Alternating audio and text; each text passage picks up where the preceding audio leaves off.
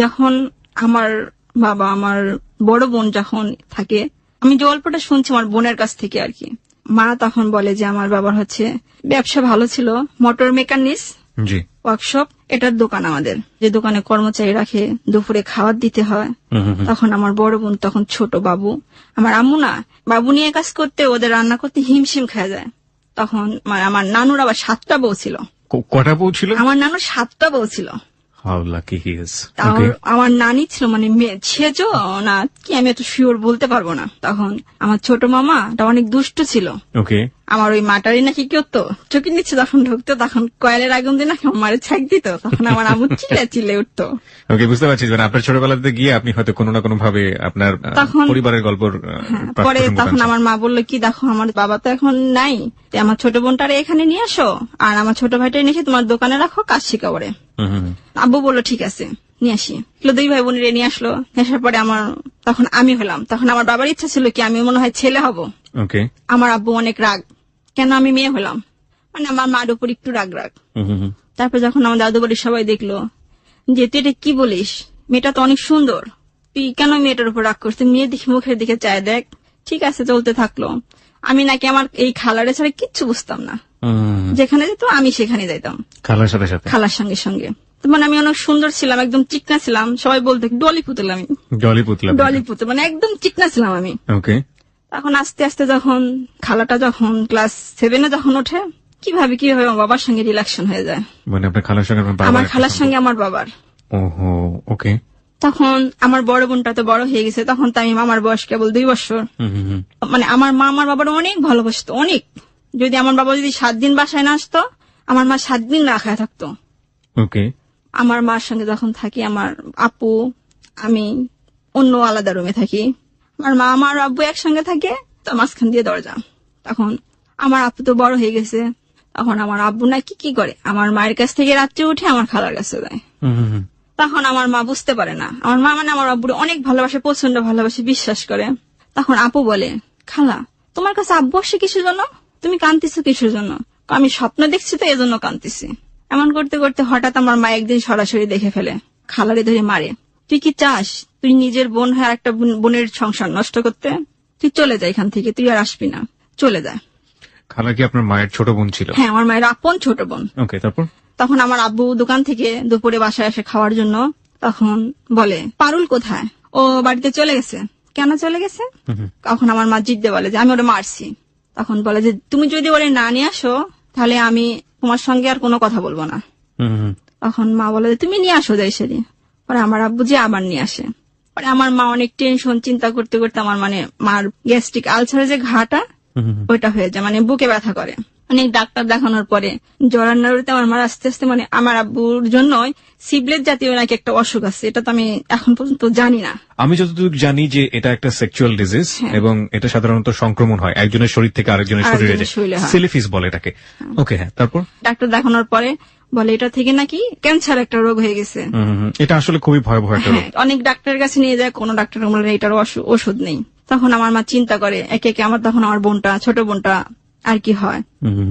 তখন আমার নানু কি করে, নানির আবার অনেক জমি, তখন এখান থেকে জমি কিছু বিক্রি করে টাকা দেয় যে আমার মেয়েরে তুমি রাজশাহী কি ঢাকা নিয়ে যাও, নিয়ে চিকিৎসা করো।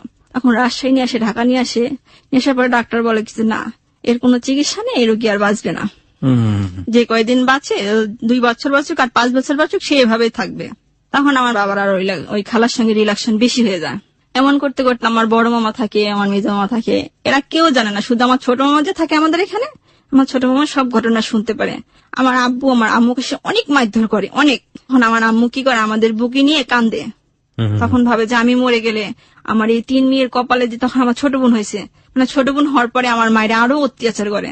আমার ছোট বোনটা একটু কালো দেখতে, ভাবছিল ছেলে হবে, তারপরে এটাও মেয়ে হলো, সেজন্য আমার মার উপর অনেক অত্যাচার করে। একদিন আমার এই খালা আমার আর আমার বড় বোনের অনেক মারছে। তখন আমার আম্মুর কাছে আমি এসে বলছি, তখন আমার মা বলে যে দেখ আমি থাকা অবস্থায় আমার মেয়েদের তুই এরকম করে মারিস, না জানি আমি অসম্ভাবে তুই কি করবি। মানে তখন থেকে আমার মার সামনে সরাসরি আমার আব্বু বলে যে তুই থাকতেই আমি তোর বোনের বিয়ে করব। তখন আমার অনেক কষ্ট পায়। তখন আমার মা কথাটা কার সঙ্গে শেয়ার করবে। আপনার খালা তো ম্যারিড ছিলেন না, রাইট? না, অবিবাহিত ছিল। তখন আমার মা বলে আমার খালারে, দেখ তুই তো অবিবাহিত, তোর কোথাও বিয়ে হবে, আমার এই 3টা মেয়ের কপালে কি হবে তুই একবার ভাব। কোনো কথা বলে না। না বলার পরে আমার নানির সঙ্গে শেয়ার করে কথাটা। আমার আম্মু আবার একদিন এরকম মাইরে সেরে আমার এই খালাটারে আবার বাড়িতে পাঠিয়ে দেয়। তখন আমার নানি এসে সেরে আবার দিয়ে দেয়। তার মানে আমার এখানে আমার যতটুকু বিশ্বাস যে আমার নানি ছিল সবচেয়ে মেন।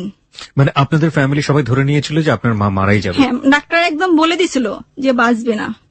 তারপরও এই মানুষের সাথে এরকম ধরনের আচরণ করছে। তখন আমার মা হঠাৎ করে আমার আব্বুর সাথে ঝগড়া লাগে। ঝগড়া লাগার পরে বলে কি, হয় তুই বিষ খেয়ে মরবি, না গলায় দড়ি দিয়ে মরবি, যত তাড়াতাড়ি মরবি আমি তত তাড়াতাড়ি বিয়ে করব। তখন আমার মা অনেক কষ্ট পায়।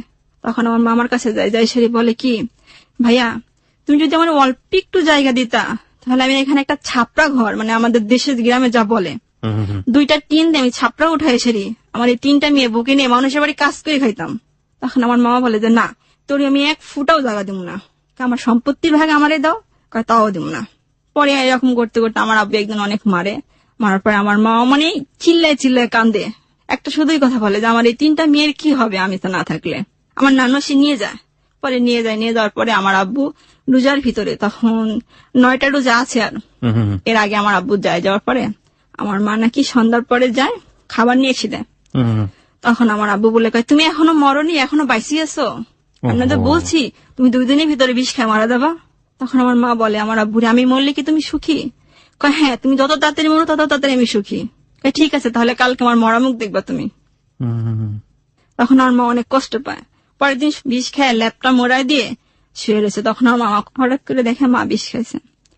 পরে আমাদের এখানে 8ঘরিয়া হাসপাতাল আছে, সবাইকে নিয়ে যায়, এখানে ওয়াশ করে, বিষ উঠা শেষ, কথা বলতেছে আর কি ভালো। তখন শুধু মন মা বলতেছে বলে আমার 2টা মেয়ে দেখবো আর আমি আমার স্বামীর একটা বার দেখতে চাই। তখন খবর আসে, আমার কাকু একটা এসে বলে আমার খালারে যে বিয়ান ভাবি না বিষ খাইছে। আমার এই খালা হাসে। পরে আমার আপু যখন ওই হাসপাতালে গেল তখন আমার আম্মু বলছে যে মা আমি তো মরে যাব, তে কিছু কিছু জিনিস আছে শোকেসের ভিতরে, চাবিটা অমুক জায়গায় রাখা আছে, চাবিটা কখনো তোমার খালার হাতে দিও না, জিনিসগুলো তুমি লুকায় রাখো কোথাও, এগুলা তোমাদের ভবিষ্যতের জন্য আমি অল্প অল্প করে জমায় রাখছি। পরে তখন আমার আব্বু নাকি দেখার পরে ডাক্তারের সঙ্গে কথা বলে যে বাঁচলো কি করে।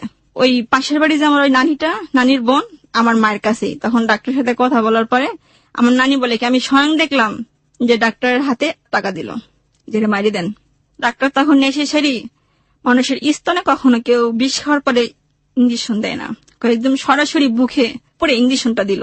ইঞ্জেকশন দেওয়ার পর যখন বুকে চাপ দিছে তখন মুখ আর নাক দিয়ে রক্ত, প্রচুর রক্ত, ছটফট করতে করতে মারা। তখন আমার নানি চিল্লায় বলতিছে, ডাক্তার আপনি এটা কি করলেন, এভাবে আমার মেয়েটারে মারি ফেললেন। তখন সংবাদ আসলে যে মারা গেছে। এগুলো আপনি সবই শুনেছেন, আপনি তো নিজের চোখে দেখেননি, তখন এগুলো শুনেছেন আপনি, রাইট? আমার মা মারা যাওয়ার পরে আমার সবাই বললো, মা যখন মারা যায় তখন আপনার বয়স কত? 5 বছর। 5 বছর, তার মানে আপনি ঠিক মতো বুঝেও না। রাইট। তখন আমার মামারা বললো যে লাস্ট পোস্টমর্টমে যাবে। তখন আমার নানি বললো যে না, কোনো পোস্টমর্টম হবে না। আমার নানির ইচ্ছা এই মেয়ের বদলে আরেকটা মেয়ে দেবে। তখন তো আমরা তো বুঝতাম না যে কেন এই কথাটা বলে। তখন আমরা ছোট ছিলাম, তখন আমরা খালা বলে অস্থির যে খালা আমাদের সবকিছু। তখন আমার বাবা আমার খালারই বিয়ে করার জন্য প্রস্তুত। দাদু বাড়ি থেকে দাদু বললো যে না, এর সঙ্গে যদি বিয়ে দেওয়া হয় 3টা মেয়ের একটা মেয়েকেও দেখবে না। কারোর কথা না শুনে আমার মা মরে যাওয়ার 3 দিন চলে গেল, 4 দিনের দিন আমার বাবা বিয়ে করলো আমার খালারে। বড় বোন তখন ক্লাস 5-এ পড়ে। আমার এতটুকু তখন মনে আছে, আমার বড় বোন অনেক মারে আমার বড় বোনরে। তখন আমি ছোট, তখন আমার একটা বেশি কিছু বলে না। তখন আমার বড় আপা একদিন বলে কি, মুক্তা চল আমরা 2 বোন কোথাও চলে যাই, টিভিতে দেখিস না কোথাও চলে যায়, কেউ না কেউ তাদের নিয়ে নেয়, আমরা এমন চলে যাই, যদি আমাদের কেউ নিয়ে নেয় তাও আমি এখানে থাকবো না। তখন আমি বলি আপু আমি কোথাও যাব না, যদি কেউ আমাদের বিক্রি করে দেয়। তখন আমি এই কথাটা বললাম। তখন আমার বোন আমারই নিয়ে ঘুরে চলে আসলো। তখন আমার বোন যখন আস্তে আস্তে বড় হতে থাকলো, আমার বাবা যেটা বলা ঠিক না তারপরে বলতেছি, আমার বাবা আমার বোনের উপরে চাচ্ছে শুরু করলো। বাবা কখনো মেয়ের হয়তো আচ্ছা খায় না, মানুষের কথা বলে, বাপ বলতে নাকি বিশ্বাস নেই। তখন আমার মা কিছু ভাবে জানতে পারে কথাটা। আমার বোন কারোর কাছে শেয়ার করতে পারে না। বাবা সে কি করে শেয়ার করবে কথাগুলা, কার কাছে শেয়ার করবে? মা সবার কাছে বলে দেয়। তখন আমার বোন গলায় দড়ি দিতে যায়। মা মানে হচ্ছে আপনার ছোট খালা। আমি দেখতে পাই যে বড় আপা গলায় দড়ি দিচ্ছে ডাবের সঙ্গে। তখন আমি যে চিল্লায় কই, আম্মু আপনার গলায় দড়ি দিচ্ছে।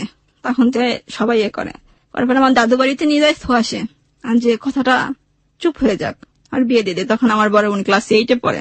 তারপর আমার দাদু বাড়িতে যায়, আমার দাদু বাড়িতে একই অবস্থা। তখন বড় বলে কি আমি কোন জায়গা থেকে এসে কোন নরকে পড়লাম। দাদু বাড়িতে একই অবস্থা কেন? আমার ছোট কাকা অনেক খারাপ, আমার ছোট কাকা বোনদের উপরে টর্চার করে, সে তো আপন বোন। প্রিয় শ্রোতা, আমরা এখানে একটু আপনাদেরকে নোট করছি নারীর যে পারিবারিক অবস্থা, সেটা আসলে আমরা হ্যালো 8920-তে যে ধরনের জীবনের গল্প এখানে প্রচার করি বা যে লেভেলের জীবনের গল্প এখানে এসছে নারী নির্যাতনের উপরে, আপনারা এখানে দেখেছেন যে সেই নির্যাতনের লেভেলটি মানে কি পরিমাণ অচিন্তনীয় হতে পারে। আজকে একটা মেয়ে সুস্থ পরিবারে যদি বড় না হতে পারে, তাকে কিভাবে কত ধরনের মেন্টাল অ্যান্ড ফিজিক্যাল ভায়োলেন্সের শিকার হতে হয়, সে ঘটনা কিন্তু আজকে যেভাবে মুক্তা এখানে বলছে সেটা নতুন কিছু নয়। যাই হোক, আমরা মুক্তার জীবনের গল্পে আবারও ফিরে আসবো এবং মুক্তার জীবনের গল্প আসলে সেই অর্থে শুরুই হয়নি এখন পর্যন্ত, কিন্তু মুক্তা যে পরিবেশের মধ্যে বড় হচ্ছে সেই পরিবেশটা তার জীবনে অনেকখানি গুরুত্বপূর্ণ। শৈশবে রয়েছি আমরা 3 মিনিটে মুক্তার জীবনের গল্প। ছোটবেলায় যে মুক্তার মতো চকচক বা ঝকঝকে সুন্দর ছিল না, সেটা আমরা মোটামুটি বুঝতেই পেরেছি। যে জায়গাটা থেকে শুরু হয়েছে সেটা একটা অস্বাস্থ্যকর পরিবেশ আমরা বলতে পারি। আমরা সবসময় একটা কথা বলি, শিশুকে এমন পরিবেশ দাও যে পরিবেশ দিলে একটা শিশু শক্ত ভিত্তির উপরে তার মন এবং শরীরের বিকাশ হতে পারে, এবং বিশেষ করে আমার মনে হয় সেটা মেয়ে শিশুদের ক্ষেত্রে আরো বেশি বেশি দেওয়া প্রয়োজন। সেই জায়গাটিতে আমাদের যে সামাজিক অবস্থা, পারিবারিক অবস্থা, সবার পরিবারের অবস্থা একরকম নয় এটা আমরা বিশ্বাস করি, কিংবা সবার পরিবারের অবস্থা মুক্তার মতো নয়, কিন্তু মোটা দাগে আমরা দেখতে পারি যে মেয়েদের ক্ষেত্রে বিশেষ করে আমাদের যে সামাজিক অবস্থা, সেই সামাজিক পারিবারিক অবস্থার উন্নতি হওয়াটা খুবই দরকার। আজকে যে জীবনের গল্প এখানে বলা হচ্ছে, সেই জীবনের গল্প কোনো না কোনো ভাবে আমাদের এই পুরুষতান্ত্রিক সমাজের যে মনোবিকাশ, সেই মনোবিকাশের জায়গাটিতে একজন মানুষকেও যদি সচেতন করতে পারে একটা মেয়ের জন্য, একটা মেয়ের সুস্থ স্বাভাবিক বড় হয়ে ওঠার জন্য, তাহলে আমরা বলতে পারবো যে হ্যালো 8920 অনেকখানি সাকসেস। আমরা ফিরে যেতে চাই মুক্তার কাছে। আর মুক্তাকে যদি আপনি দেখতে চান, কিছু বলতে চান, প্রশ্ন করতে চান, কোয়েরি করতে চান, ওর সঙ্গে যোগাযোগ করতে চান, যাবতীয় কানেকশনের ব্যাপারে আপনি চলে আসবেন ফেসবুকে।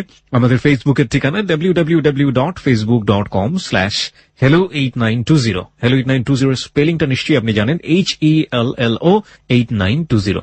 লাইক দিতে ভুল করবেন না, কারণ লাইক দিলেই আপনি হ্যালো 8920 মেম্বার হয়ে যাবেন। অনেকে কনফিউজ হয়ে যায়, কারণ পেজটি আছে RG কিবরিয়া নামে। আসলে হ্যালো 8920 নামে কোনো ফেসবুকে পেজ নেই, ইউআরএলটা হচ্ছে হ্যালো 8920, কিন্তু পেজটি হচ্ছে RG কিবরিয়া নামে। ওকে, যেখানটাতে ছিলাম আমরা মুক্ত।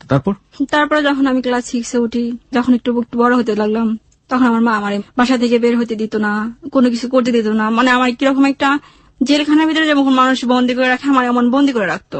স্কুল থেকে যতটুকু সময় আসতাম, এতটুকু সময় শুধু বাইরে। মানে সকাল থেকে উঠে মানুষ একটা বাসায় যেমন চাকরানি কাজ করে, এরকম কাজ করতাম আমি। শুধু এতটুকুর জন্যই কাজ করতাম, যাতে আমার মা আমারে অনেক ভালোবাসে, তার শুধু একটু ভালোবাসা পাওয়ার জন্য, একটু মুখের শুধু ভালো কথা পাওয়ার জন্য। সকালে মাদ্রাসায় যাইতাম, মাদ্রাসা থেকে ফিরে এসে দেখতাম থালা বাসন, মানে যত কাজ আছে, জামা কাপড় যা আছে সব টিউবওয়েলের উপর রেখে দিছে। আমি এসে এগুলো ধোবো, পরিষ্কার করবো, তারপরে স্কুলে যাবো। পরে একদিন এরকম থালা বাসন মাজতে দিয়েছি, থালা বাসন মাজাগুলো পরিষ্কার হয়নি। আমার মা থালা বাসন আমাকে দিয়ে 3 বার মাজাইলো। 3 বার মাজানোর পর একটা পাতিল মাজতেছে, পাতিলের সঙ্গে কালি রয়েছে। আমার মা আমার এরকম মারলো, তখন আমি উঠে দাঁড়াইতে পারি না, চেষ্টাইতে যাই, সেই আমার ঘরের দুয়ারে দাঁড়াইলাম কোনো মতো। তখন দৌড়ায় পালাই গেলাম ঘরের পেছনে। তখন স্কুল টাইম, সবাই এসে আমার বলে মুক্তি তুই স্কুলে যাবি না? বললাম যে না, তোরা যা, আমি যাবো না। আমি চুপ করে দাঁড়ায় ওই জায়গায় কাঁদতেছি, আর আমার মাঝের এখানে যে ব্যথা লাগছে, আমি হাত দিয়ে ডলতাছি, বলতেছি যে মা তুমি তো চলে গেলা, কেন আমাদের রেখে গেলা, নিয়ে গেলা না কিসের জন্য? পিছন থেকে আমার খালা এসে শুনে আমার আবার চুলের মুঠি ধরে মারলো। মারার পর তখন 11টা বাজে, বলে স্কুলে যা। তখন আমি ভাবলাম ক্লাস শুরু হয়ে গেছে, আমি এখন কি করে স্কুলে যাব? স্কুলে না গেলে আরো মার দেবো। তখন আমি ভয়ে ভয়ে, আমার এখানে যে লাথি মারছে, লাথির দাগ রয়েছেই, আমি অমনি স্কুলে গেছি। আমার এক টিচার ছিল ডলি ম্যাডাম। তখন 11টা বাজে, তখন আমি বললাম ম্যাডাম পিরিয়ড নিচ্ছে, অঙ্ক পিরিয়ড। বললাম আপা আমি আসবো। কয়া তো দেরি কিসের জন্য তোর? তখন আমার সঙ্গে যে মেয়ের আরো ছিল বলে আপা ওর মা আজকে অনেক মারছে ওরে। তখন আপা আমার বুকে নিয়ে বলে তোর বাবা কিছু বলে না? তখন আমি বলছি না, আমার বাবা কিছু বলে না। তখন বললো আচ্ছা ঠিক আছে, তোর বাবার সঙ্গে আমি কথাগুলো শেয়ার করবো। আমি অঙ্কে অনেক কাছে ছিলাম। আমার আব্বু যখন অঙ্ক করাইতে বসতো, আমি যখন অঙ্ক পারতাম না, আব্বু আমার স্কেল দিয়ে এত মারতো, টেবিলের নিচে মাথা দিয়ে, মানে পিছন মেখে অনেক বাড়িতো। আমি অনেক অনেক খারাপ লাগতো আমারে, অনেক। এমন মারতে মারতে আমি একদিন অজ্ঞান হয়ে গেলাম। মানে এত মার মারতো, মানে নিজের কাছে মনে হইতো কি কেন জীবনটা এমন হয়, মানুষের তো ঘরেও তো সৎ মা থাকে, তো এমন তো হয় না। ঠিক মতো যদি ভাত খাই দিয়ে স্কুল থেকে আসতাম বিকালে, যদি বলতাম মা ভাত আছে, বলতো স্কুলে যাওয়ার সময় খেয়ে গেছিস, আবার এখন এসে খাইতে চাস, কত খাস। পরে আমি একদিন, মানে সবাই স্কুলের পরীক্ষা না, সবাই হার্ডবোর্ড নেয়, আমার অনেক ইচ্ছা আমিও হার্ডবোর্ড দিয়ে পরীক্ষা দেব। আমি যে আমার বাবার কাছে যে বলবো এতটুকু সাহস আমার বুকে নাই। যখন দোকানে কাজ করে অনেক টাকা নিয়ে যায়, অনেক টাকা নিয়ে এসে খাটের বিছানার নিচে রাখে, তখন আমি বলছি কি আজকে টাকা আমি চুরি করবো। যখন টাকা আনতে যায় দেখি কি টাকা শুধু 500 টাকার নোট। পরে 500 টাকার নোট আমি একটা চুরি করি এখান থেকে। স্কুলে যাই সারি আমি 10 টাকা ঝালমুড়ি খাই, আর হার্ডবোর্ড কিনি। তখন আমার এক বান্ধবী ছিল, আমার অনেক ভালোবাসতো, আমি ওরে হার্ডবোর্ডটা কিনে দিই।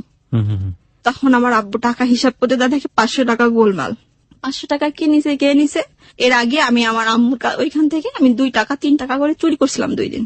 আচ্ছা, চুরি করার পর আমার আম্মু আমার হাত এমনি ধুয়ে হাতুড় দিয়ে আমার হাতের উপর মারছিল, কয় তোর হাত কেটে ফেলে দেবো, তুই চুরি করিস কে। আমি 400 টাকা আমি স্কুল ব্যাগের ভিতরে রেখে দিছি, আর 100 টাকা খরচ করেছি। বাসায় আসার পরে আমার আম্মু কিচ্ছু বলে না, আমি বাসায় কাজ কাম করে ভাত খামো, রাত্রে পড়তে বসি। তখন আমার আব্বু দোকান থেকে আসে 8টা বাজে। আসার পরে আমার ডাকে, মুক্তা তুমি কি আমার এখান থেকে টাকা নিছো? না আব্বু, আমি আপনার এখান থেকে টাকা নেই নাই, সত্যি কথা বলো। মানে আমি না নাই, সত্যি তো না, কয় না। তখন আমার মা কাঁচা যে খড়িগুলো আছে, খড়ি দিয়ে আমাকে অনেক মারে। তখন আমার এই দিক দিয়ে দাগ হয়ে যায়। পরে আমার আব্বা কি হবে না, এভাবে হবে না, দড়ি নিয়ে আসো।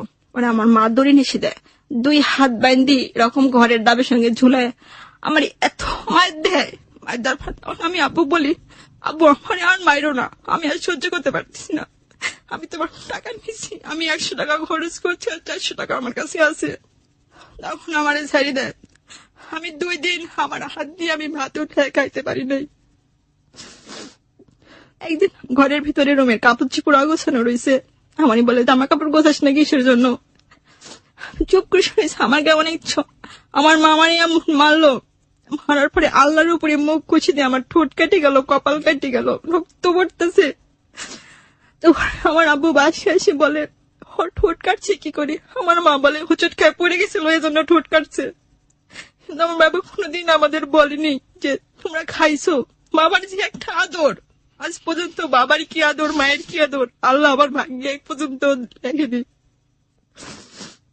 প্রিয় শ্রোতা, আমরা একটা বিশেষ মোমেন্ট আপনাদের জন্য আজকে 8920 প্রথম করছি।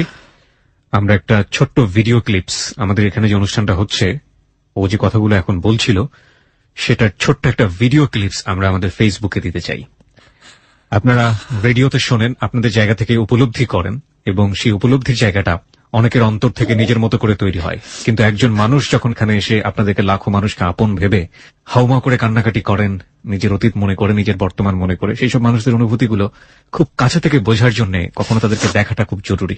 আমরা যে ঘটনাটা এখানে ঘটছে সেটার একটা ছোট্ট ভিডিও ক্লিপস আমরা আমাদের ফেসবুকে দিচ্ছি। আমাদের এই বোনটিকে আপনি দেখতে পারেন। ভিডিও ক্লিপসটা এই মুহূর্তে আমরা ছাড়ছি, আপনারা চলে আসুন আমাদের এই ফেসবুক পেজটিতে এবং দেখুন তার এক্সপ্রেশনগুলো কি।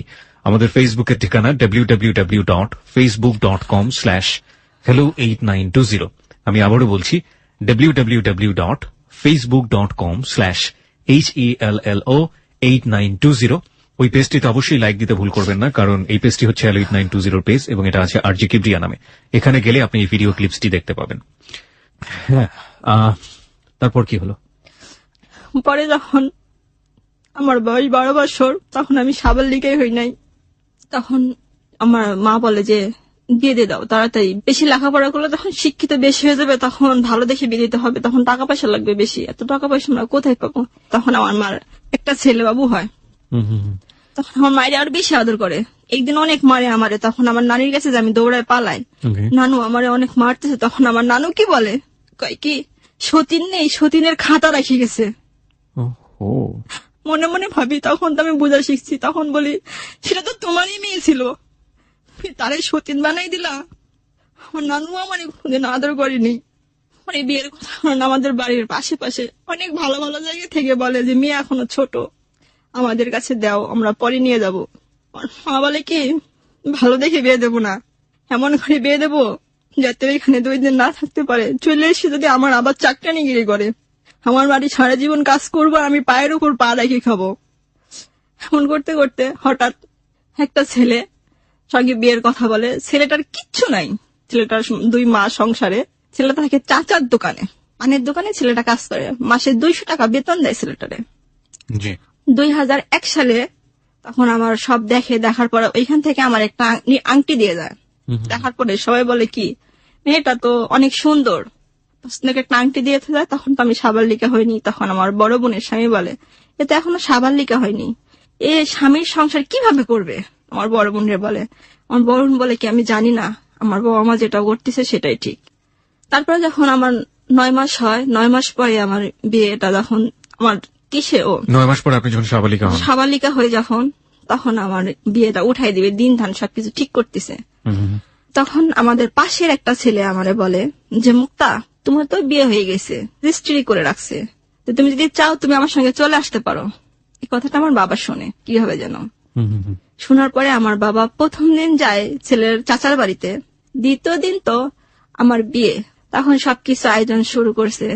ছেলের চাচিটা অনেক দরজাল, সবকিছু শেষ, খাওয়া দাওয়া। বিয়ের সময় যে মানুষের বরযাত্রী এখান থেকে আসবে, কেউ আর আসে না। রাত্রে 12টা বাজে, 1টা বাজে, বরযাত্রী আসে না। মানে আমার ওই চাচির শাশুড়ি যেটা হয়েছে, ওই শাশুড়ির সঙ্গে নাকি অনেক ঝগড়া লাগে আর কি। 2টা বাজে বিয়ে আসে। আসার পরে যখন বিয়েতে শাড়ি সবকিছু নিয়ে আসে, নাকফুল নিয়ে আসেনি। এখন বিয়েটা পড়াবে কি করে? তখন আমার অনেক জ্বর, কিন্তু আমি এই বিয়েতে রাজি না। আমার মায়ের বলছি, মা তুমি আমার বিয়ে দিও না, এখনো দেরি আছে, আমি লেখাপড়া করতে চাই, আমি অনেক বড় হইতে চাই।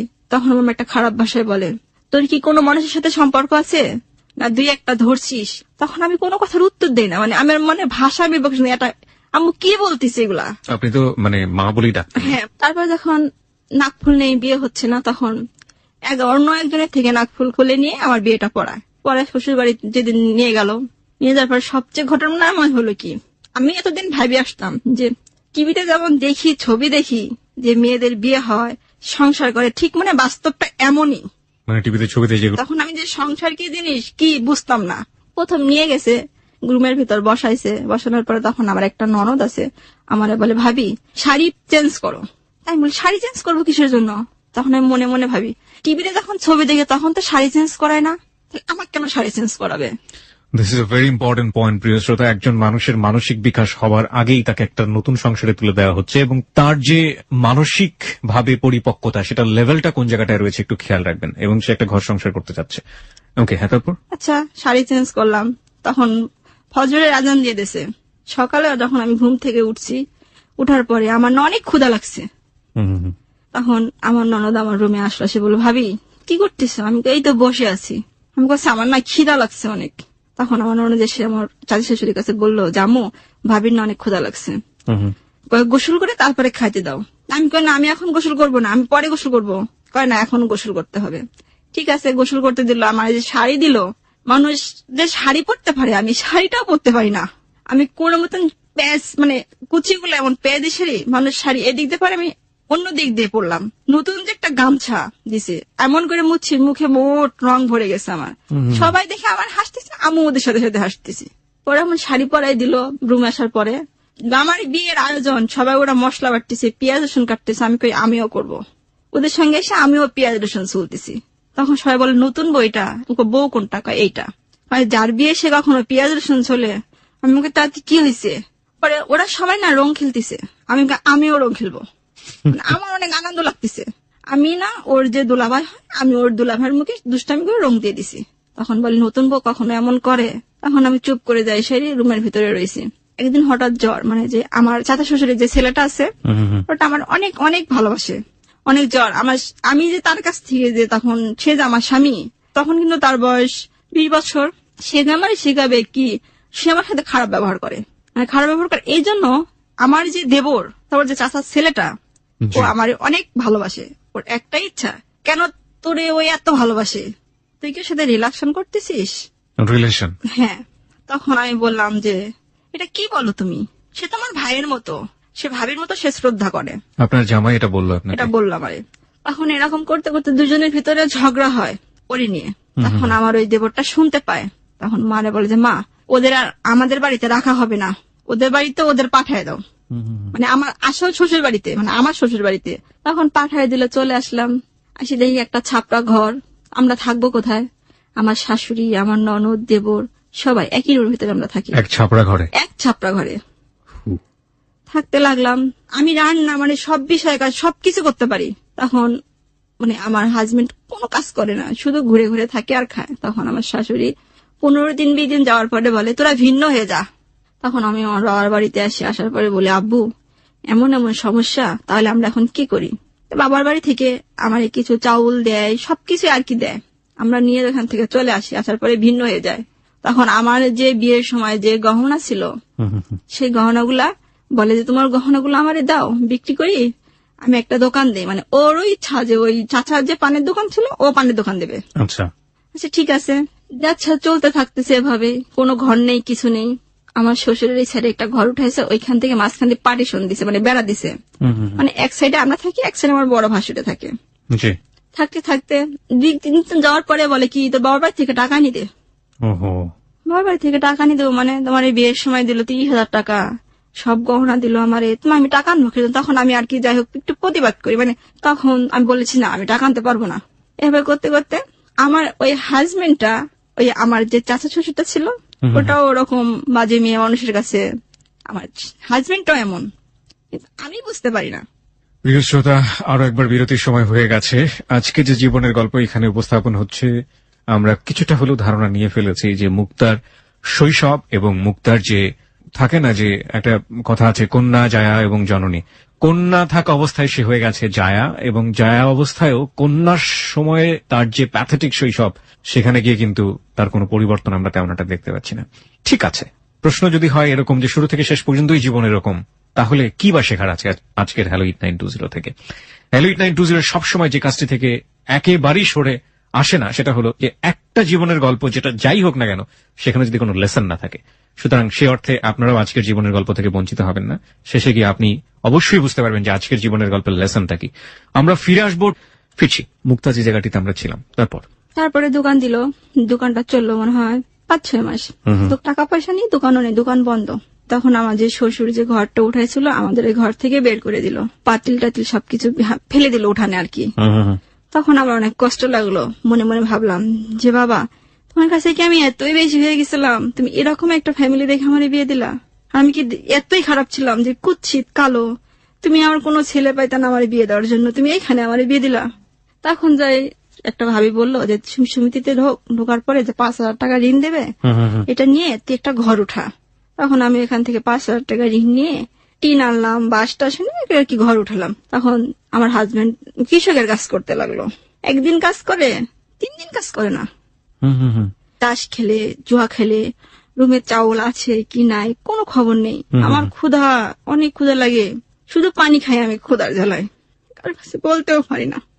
পরনে কাপড় নেই, ছিঁড়া, অনেক সুই দিয়ে সেলাই করতে করতে মানে সেলাই যে করবো এটা ঝাঁকা পর্যন্ত থাকে না। এর ভিতরে আমার বাবার কাছে আমি যাইতে পারতেছি না যে আমার বাবা আমার কাছে যাই আমি কথাটা বলবো। আর আমি যে এখানে এই কষ্টে আছি, আমার বাবা আমার এখন দেখতেও আসে না। তখন আমি অনেক কাঁদতেছি। পাশের বাড়ির একটা বাবা এসে বলতেছে কি রে তুই কাঁদিস কে?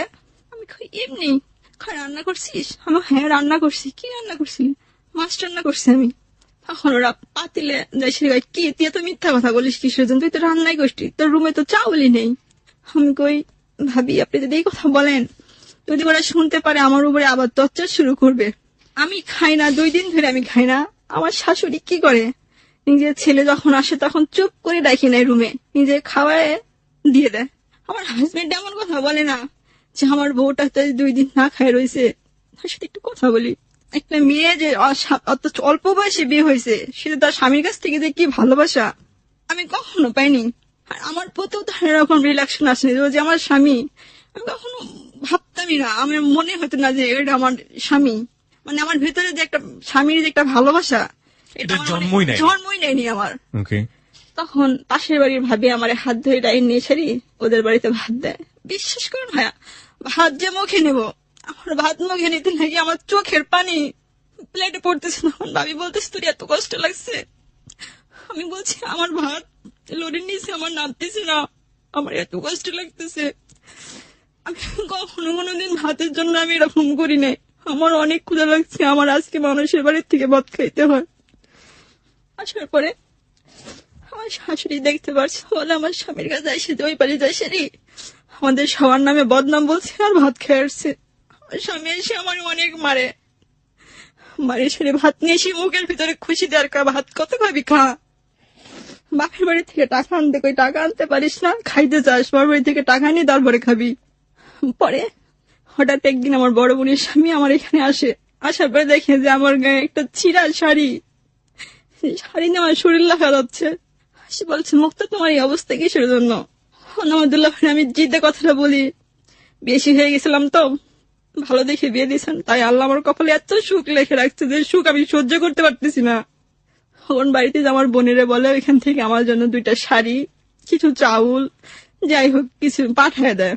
আমার হাতে যে একটা আংটি ছিল, কানের দুল ছিল, আমি রাত্রে ঘুমায় রয়েছি, আমার জামাই আমার কানের দুলটা আর হাতের আংটিটা চুরি করে নিয়ে যায় বিক্রি করে দেয়। মাই গড। বিক্রি করে দেয় টাকা দিয়ে জোয়া খেলে। আমি সকালে ঘুম থেকে উঠে আমি এমন কানে হাত দিই, কি আমার কানের দুল কি হলো? তুমি কি করছো? যা করছি করছি, খুব বেশি কথা বললে পরে আমার মাধ্যমে। আমি বললাম, দেখো আমি ছোটকাল থেকে এত মার খাইছি, আমার না এখন আর মার খাইতে আর ভালো লাগে না, তুমি আমারে মারো না। তখন রুমে চাউল টাউল নেই, আমার বড় ভাসুরি যে একটা আছে, বলে কি, ফকিনের বাচ্চা, ফকিনের বাচ্চা না হলে বাপে বিয়ে দিতে দেখতে আসে না? বাপ বলে অনেক নামি দামি জমিদার, সবাই নাম করে, কিন্তু মেয়েরে তো দেখতে আসে না। কথাটা বললাম যে আপনার ভাই যদি কালে কাজ না করে তাহলে সংসার কি করে হবে?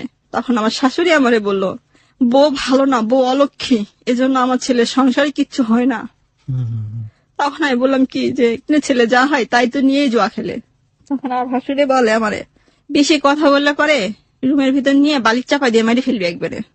তারপরে আমার সবাই বলে কি, বাচ্চা নে, বাচ্চা নিলে পরে এখন জুয়া খেলে পরে ঠিক হয়ে যাব।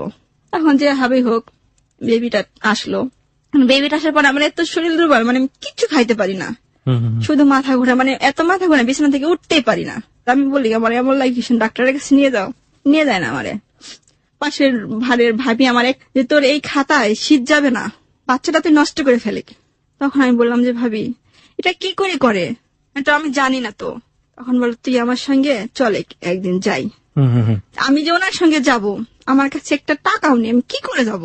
রুমে চাউল নেই, কিছু নেই, শুধু কচুর শাক সিদ্ধ করে কতদিন খাওয়া যায়? কচুর শাক শুধু সিদ্ধ করে খাইতে খাইতে আমার আর কচুর শাক মানে ভালো লাগে না। সেই প্রথম যে কিস্তিটা উঠায়, যে ঘরটা উঠায়, কিস্তিটা আর শোধ করতে পারে না। তখন যে কিস্তির যে ছাড়টা উঠায়, তখন ওই কিস্তির ছাড়টা বলে কি, মুক্তা আপু আপনি আমাকে মেয়ে না? আমাকে হ্যাঁ। আপনার বাবা কিভাবে আপনার লাইফটা নষ্ট করে দিল? যাই হোক, ওইটা যে হবে হোক, আর কিছু টাকা ছিল আমার দুল্লা ভাই শেষে 2000 টাকা দিয়ে ওটা কাটিয়ে দিল যে তুমি আর কিস্তির ভিতরে যাও না। এভাবে মানুষের সামনে অপমান, এটা ঠিক না। এখন আমাকে আবার বলে যে বাবার বাড়িতে টাকা নিয়ে আয় কিস্তি উঠাই দিন না, কিস্তি উঠাই তো আমি দিব না তোমার। আর তখন আমার বেবির, যখন আমার পেটে তখন 3 মাস, টাকা উঠাই দেয়নি। আমার ভাসুর দিয়ে, আমার বড় জালে দিয়ে বলে যে এই মেয়েটাই ভালো না, স্বামীর যে কি একটা বলছে না। আমি বললাম যে দেব তো ঠিক আছে, কিন্তু ও তো সময় মতো সপ্তাহে কিস্তি দেয় না। এরকম করতে ঝগড়া লাগলো, ঝগড়া শুনে আমার সকালবেলা অনেক মারলো। খেতে যে দেশি গ্রাম যে পাট কাটতে যাবো, তখন বড় একটা দা আছে, ওই দা নিয়ে এসে আমারে বললো কি, বেশি কথা বললে তোর এই দা দিয়ে জবাই করে ফেলবি জায়গা। তারপর আমার হাসুরি বলে ওরে বালির চাপাই দিয়ে মারি ফেলবি একবারে। পরে আমি পাশের বাড়িতে ভাবি বলছি, ভাবি জানেন আমার ভাসুরি না আমারে বলে আমার নাকি বালির চাপা দিয়ে মারি ফেলবে। কয় তুই তো নিজের দিক দিয়ে তুই ঠিক হয়ে থাকিস, ওদের কিন্তু করতে সমস্যা নেই। তখন আমার মনের ভিতরে একটা ভয় জাগলো। সন্ধ্যার সময় বাসায় আসছে, শুধু চাউল, মানে খুব জ্বর, এতে আমি পেট নেট অসুস্থ। তখন রুমে এসে বলতেছি কি, ভাত রাঁধছিস? আমি বলছি শুধু চাউল আনছো, তুমি তো ঘরে কোনো বাজার নিয়ে আসো নি, কিচ্ছু নেই, একটা আলু দিয়ে সিদ্ধ করে দেবো, সে আলুটা পর্যন্ত নেই, কি দিয়ে রান্না করবো? তখন আমার শ্বশুর বলে, চাউল আনছিল শুধু ভাতও সিদ্ধ করতে পারছিল না তুমি? তুমি এরকম একটা খারাপ মেয়ে, বাবা মা কি তোমার এই শিক্ষা দিছে? তখন আমি কোনো কথা না বলি বিছানা থেকে উঠে সারি চাউলটা নিয়ে ভাত বসাই দিছি। আমার আবার একটা জিদ লাগছে কি, আমি এমন কথা বলছি ওরে যে আজকে শেষ খাওয়ামো, হ্যাঁ আমি বেঁচে থাকবো না, হ্যাঁ তুমি বেঁচে থাকবা। এই কথা বলার সঙ্গে সঙ্গে আমার উঠে মার শুরু করছে। তখন আমার ভাসুরে একটা সুযোগ, মারি ফেলে একবারে চুল ধরে ইচ্ছা মতো মারতেছে। তখন আমাকে কি রুমের ভিতর টেনে নিয়ে যা, নিয়ে সেরে বালির চাপাই দিয়ে মারি ফেলে, গলায় ফাঁস লাগাই থুয়ে দে, ফাঁস নিয়ে মরে গেছে। তখন আমি যে চিল্লাইতেছি আমার মারতেছে, পাশের বাড়ির ভাবিটা শুনতে পারছে, ওনার দৌড়ে আসছে, এসে ঘরের পিছনে দাঁড়ায় রয়েছে। তখন আমার খুব মারতেছে, চুলায় যে আগুন জ্বলছে, আমি যে ভাত বসেছি চুলার পরে ওইখানে মারতেছে, মারতে মারতে আমি অজ্ঞান হয়ে পড়ে গেছি। সে আগুন লাগাই দিছে, তাপ লাগতেছে, মানে আগুন ধরে গেছে গায়ে। তখন আমি করছি কি, আমারে বাঁচাও, আমার গায়ে আগুন লাগছে। তখন পিছন থেকে ওই ভাবিটা দৌড়ায় আসছে, তারপরে ভাবি এসে মাথায় পানি দিছে, তোরা কি একটা মানুষ না মানুষ, এতটুকু একটা অল্প বয়সী মেয়েরে বিয়ে করতে এইভাবে টর্চার করিস, না পারলে তোর বাবা মার কাছে খবর দে, নিয়ে যাকাশি, আর না যেরকম করে দেওয়ার দরকার সেরকম করে দিয়ে দে। অনেক মারার পরে আমার অনেক অসুস্থ। তখন আমার চুলগুলা এত ঘন ছিল, চুলে তেল নাই, কিছু নাই, মানে কি এক বসে কি আমি একটা পাগলি, আমাকে দেখলে বলবো কি যে এটা একটা রাস্তা, যে পাগলি বেড়ায়, আমি এরকম পাগলি একটা। তখন পরের দিন ওর ছেলের দিয়ে পাঠাইছে যে তোর চাচি আমারে যা একটু দেখি নাই গেতো। আমি বলছি কি আমি তো যাইতে পারতেছি না। পরে ও যে আমার সঙ্গে কথা বলে, আমার শ্বশুর শাশুড়া কেউ পছন্দ করে না। পরে বলতেছি কি আমি বলছি ভাবি আমার কি আপনি 10টা টাকা দিবেন? কয় কি করবি তুই? আমি আমার আর এত তোর সহ্য হচ্ছে না, আমি এখান থেকে পালায় চলে যাবো, আমি ঢাকা চলে যাবো। 10 টাকা নিয়ে? 10 টাকা নিয়ে। ঢাকা যাবি তুই কেমনে? তখন আমি বলি টিভিতে দেখেন না, মানুষ 1 টাকাও থাকে না, বাসা থেকে বের হয়ে যায়, কত ভালো মানুষ আছে নে, আমি ওরকম গেলে আমারও অমন হবে না। হয়তো টিভিতে দেখি যে রক্ত বিক্রি করে, আমি রক্ত বিক্রি করে দেবো। তখন বলে যে দেখ তোর আব্বারে খবর দে, আমি কাউরে জানাবো না, আমার জীবন আমি নিজেই শেষ করে দেবো। এখন 10 টাকা দিয়ে সেরি আমার পায়ে একটা জুতাও নেই যে জুতা পরবো, শুধু একটা পরনে বোরকা। আমি দুপুরের পরে তো এখান থেকে চলে আইসি, অনেক দূর হাঁটছি, হাঁটতে হাঁটতে মানে এই তোরে আমার পেটে ক্ষুধা, এই তোরে শরীর দেবো নাকি, আমি আমার মনে হচ্ছে কি আমি রাস্তার ভিতরে মাথা ঘুরে পড়ে যাবো, এত খারাপ লাগতেছে। একদম যায় বলতেছে কি ভাইয়া আপনি আমার কি 1 গ্লাস পানি দিবেন? ভাইয়া বলতেছে তোমার কি হয়েছে আপু, আমার মুখটা এরকম শুকনো শুকনো কে? আমার অসুস্থ তো, আমার অনেক জ্বর। তুমি যাবে কোথায়? আমি কইছি আমার বাবার বাড়িতে যাবো। কোন জায়গা? আমি টেবুনিয়াতে। তখন বলে যে তোমার বাবার নাম কি? তখন আমি বললাম বাবার নাম এই। কই তোমার এই অবস্থা, তোমার বাবা এইভাবে তোমার কার সঙ্গে বিয়ে দিছে? আমি তখন বলি যে ওরকম অমুকের ছেলের সঙ্গে। তোমার বাবা মানুষ না অমানুষ? তখন আমি তাকে কোনো কথা বলি না। পরে উনি একটা ভ্যান দেখে আমার ভ্যানে উঠায় দেয়। ভ্যানের ভাড়া যে জায়গায় 20 টাকা, সে জায়গায় আমি যাই কই কি আমার কাছে তো 10 টাকা আছে, আমার কাছে তো টাকা নেই। বলে মা তুমি কার মেয়ে? আমি অমুকের মেয়ে। তোমার বাবা এত তোমার এই অবস্থা। সে ভ্যান চালকেই কথা বলতেছে আমারে, শুধু আমার 2 চোখ দিয়ে ঝরঝর করে পানি ওরাতে কথা বলতেছে। আমি ওদের যে কথার উত্তর দেবো সেটা আমার ভিতর থেকে কথা বের হচ্ছে না। তখন এখানে চলে আসলাম, আসার পরে আমার মা বললো কি হয়েছে তুই চলে আসলি কে? আমি কই এই ঘটনা, আমার মারি ফেলতে লাগছিল, পাশের বাড়ির ভাবিটা যদি না আসতো তাহলে আমি এতক্ষণ লাশ হয়ে থাকতাম, আমি আমার তোমরা পাইতা না। তখন বললো থাক জামাই আসুক, যে কোনো এক ব্যবস্থা হবে। এখন প্রেগনেন্ট, ও আর আসে না আমারে নিতে, খোঁজও নেয় না, কোনো কিছুই নেয় না, এভাবে চলতেই থাকে। আমার মায়ের বিশাল মুরগির খামার, ভিতরে আমি প্রেগনেন্ট, আমি না অতগুলো কাজ সামাল দিতে পারতেছি না, খুবই কষ্ট হচ্ছে আমার। এর ভিতরে বেবি হলো, যখন দেখতে আসবো সবাই, কেউই দেখতে আসলো না বেবিটারে। কিন্তু আমার যে বিয়ে হয়ে যায় চাচা শ্বশুরের বাড়িতে নিয়ে গেছিল, আমার চাচির শাশুড়ি দিয়ে আমার চাচির শাশুড়ির ছেলেটা দিয়ে দেখতে গেল, মেডিকেলে নিয়ে গেছিল। চলে আসলাম, আসার পরে মেয়েটা আস্তে আস্তে বড় হইতে লাগলো। যখন আমার মেয়ের বয়স 1 মাস, আমার বাবা আমার মেয়েরে একটা জামা পর্যন্ত কিনে দিল না, শুধু কাপড় দিয়ে, সুতি কাপড় দিয়ে আগলায় রাখি। তখন আমার বোন বিদেশ চলে গেছে, মরার পরে ফোন দিয়ে বললো যে মুক্তার মেয়ের কিছু জামা কাপড় কিনে দাও, আর ওর মেয়েটা তো মানুষ করতে পারবে না, ওর মেয়েটা তুমি নিয়ে নাও, আমাদের মেয়ে ভাবে তুমি নিয়ে নাও। মুক্তারে বলো যদি ইস্টামে সই করে দিতে পারে একবারে তাহলে দিয়ে দাও। তখন আপু বললো যে না, ওর তো এমনি কষ্ট, আরো যদি মেয়েটা আমাদের ইস্টামে সই করে দিয়ে দেয় তো আরো কষ্ট থাকবে। তখন আমার বলে সবকিছু করবো আমি, আর ওরে মা বলে ডাকবে, এটা হবে না। তখন বর্ষা বলে যে না, মেয়েটা আমরাই মানুষ করবো, কিন্তু ওরে মা বলে ডাকার অধিকারটুকু দাও। আচ্ছা ঠিক আছে। এখন মেয়েটা যখন 6 মাস, গরুর দুধ, আমার মা দুধ রাখে না, আমার ছোট যে বোনটা আছে চুরি করে দুধ নিচে খাটের নিচে লুকায় রাখে, চুপি চুপি আমার মেয়েটারে খাওয়ায়। এমন করতে করতে মেয়েটা যখন 1.5 বছর বয়স হয়, তখন আমি আমার মার ওইখানেই খালি মনে মনে ভাবি আমি যদি গেলে কোথাও একটা কর্ম করতে পারতাম তো আমার নিজের লাইফটা মনে হয় আমি নিজে সাজাইতে পারতাম। আমার মেয়েটা নিয়ে জামাই কোনো খোঁজ খবর নিত না আপনার? কোনো না, কেউই না। তারপরে একদিন দেখি কি যে আমার মেয়েটা ভাত খাবে, আমার আব্বুরে বলে ওর মেয়ে যতগুলা করে ভাত খায় দিনে 1 কেজি 1.5 কেজি চাউল লাগে। আপনার বাবা সেটা বলে? আমার মা বলে আমার বাবারে। ওকে। আমার বাবা ঈদের সময়, আমার ছোট একটা ভাই থাকে আমার মেয়ের 3 বছরের বড়, ওর জন্য ঈদের জামা কাপড় নিয়ে আসে, আমার মেয়ের জন্য নিয়ে আসে না। মনে মনে ভাবি আব্বুকে আমার মেয়ের জন্য একটা 50 টাকা দিয়েও জামা আনতে পারিনি। পাশের বাড়ি একটা চাচি আছে, বলে তোমার মেয়ের জন্য কি আনছে? আমার মেয়ের অনেক জামা কাপড় আছে, আমার মেয়ের লাগবে না। তখন ওই চাচি দুধ বিক্রি করে কিছু টাকা জমায়, আমার মেয়েরা কি করে একটা ফ্রক জামা বানিয়ে দেয় ঈদের সামনে, আর আমার বোন কিছু জামা কাপড় দিয়ে দেয়। তারপর আমি কিছু কষ্ট মনে করি না যে আমার মা মনে হয় এরকম থেকে গেছে। তো ছোটকালে যখন মারতো, তখন আমার স্কুল ছিল মায়ের কবরের পাশে, আমি জানি কবরের সাথে দাঁড়ায় দাঁড়ায় কান্দাবার কইতাম, মা তুমি এই কবর থেকে উঠে এসে আমার নিয়ে যাও। আমার মার কবরের সামনে যায় দাঁড়ায় দাঁড়ায় আমি অনেক কাঁদছি স্কুল থেকে। তারপরে আমার মেয়েরা যখন খাইতে দেন, আমার মেয়ের অনেক অসুখ হয়, তখন আমার দুলাভাইয়ের কাছে আমার বড় বোনে ফোন দেয় যে দেখো মুক্তার মেয়ের না অনেক অসুখ, মুক্তারি নিয়ে আমাদের এখানে চলে আসো। চলে যাই আমি আমার বোনের এখানে। বড় আপার শাশুড়িও খুব দরজাল, বড় বোনের উপর অনেক টর্চার করে, স্বামী নেই বিদেশ থাকে। আমার আপার শাশুড়ি অনেক অনেক কথা বলে, বিয়ে করছে আমার ছেলে একজন, খাওয়াই 3 জন, আমার ছেলেকে এখানে ভান্ডার খুলে বসছে খাওয়ানোর জন্য মানুষের।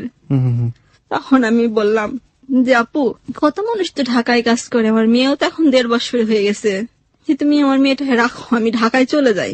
ঢাকায় যাই কি করবি? কেন গার্মেন্টসে চাকরি করে কত মেয়েরা, আমি কি করতে পারবো না? আমিও করতে পারবো।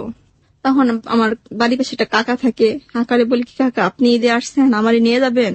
কয় তুমি কি কাজ করতে পারবা?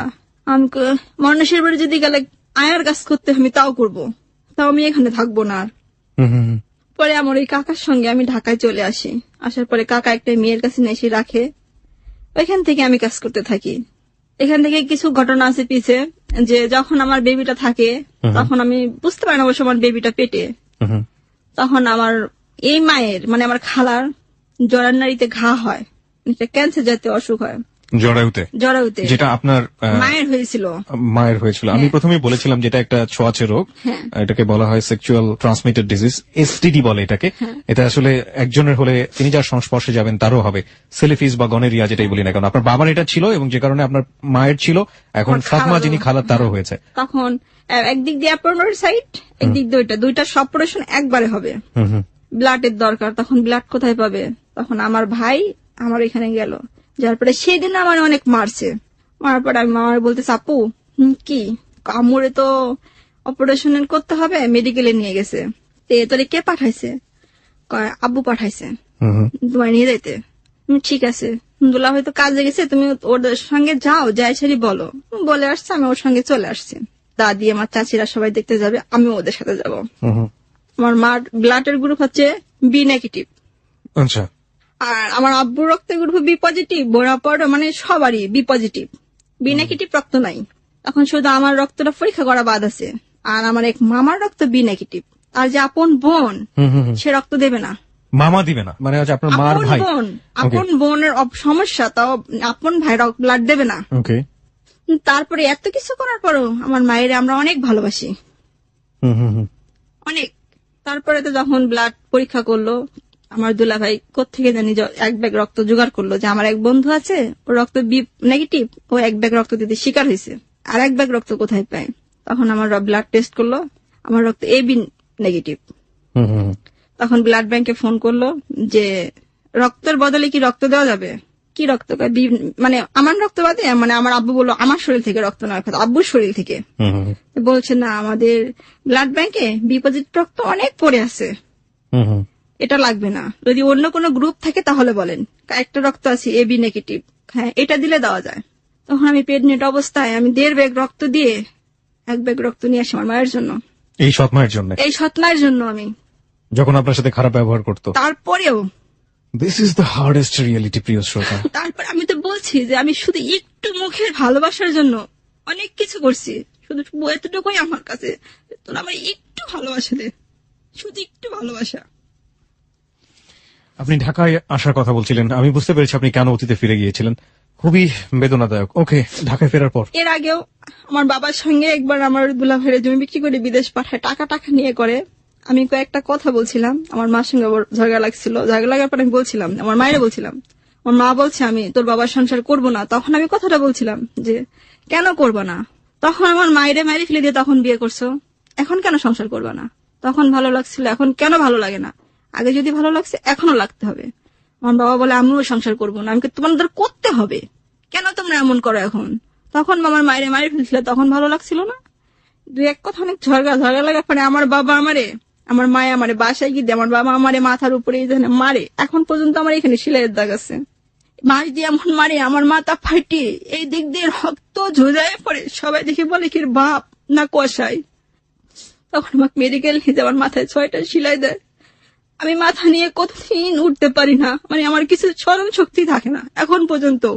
তখন থেকে আমার বাবারে আমি একদম পরিত্যক্ত করে দেই, কোনোদিনও সম্পর্ক রাখবো না, কোনোদিনও না। বাবা গেল, স্বামী গেল, এবং আপনি নিজের সন্তানের জন্য ঢাকাতে পাড়ি জমিয়েছেন। পরিকল্পনা হচ্ছে যদি বাসায় বুয়াও থাকতে হয় তবুও সন্তানের জন্য কিছু কাজ করে কিছু পয়সা রোজগার করবেন। তারপর আমি ঢাকাতে চলে আসলাম, এখন গার্মেন্টসে চাকরি নিলাম। কোন গার্মেন্টসে ছিলেন মনে আছে? হ্যাঁ, প্রথম মিরপুর 1 নম্বরে ডিপ্লোমা গার্মেন্টস এসে আমি প্রথম জয়েন করি। কত সালে? 2010-এ। 4 বছর হচ্ছে আমি ঢাকাতে আসছি। 2010-এ। ওকে, নভেম্বর মাসের 3 তারিখে জয়েন করি। এখানে জয়েন করার পরে আমি 1 মাস ডিউটি করার পর আমার খুব অসুখ হয়, খুব জন্ডিস, আমি অনেক আক্রান্ত হই। তখন আমার নিজের ধারণা যে আমি বাঁচবো না, মারা যাব। অনেক কিছু করার পরে আল্লাহ ভালো করার মালিক, এখন ভালো হয়।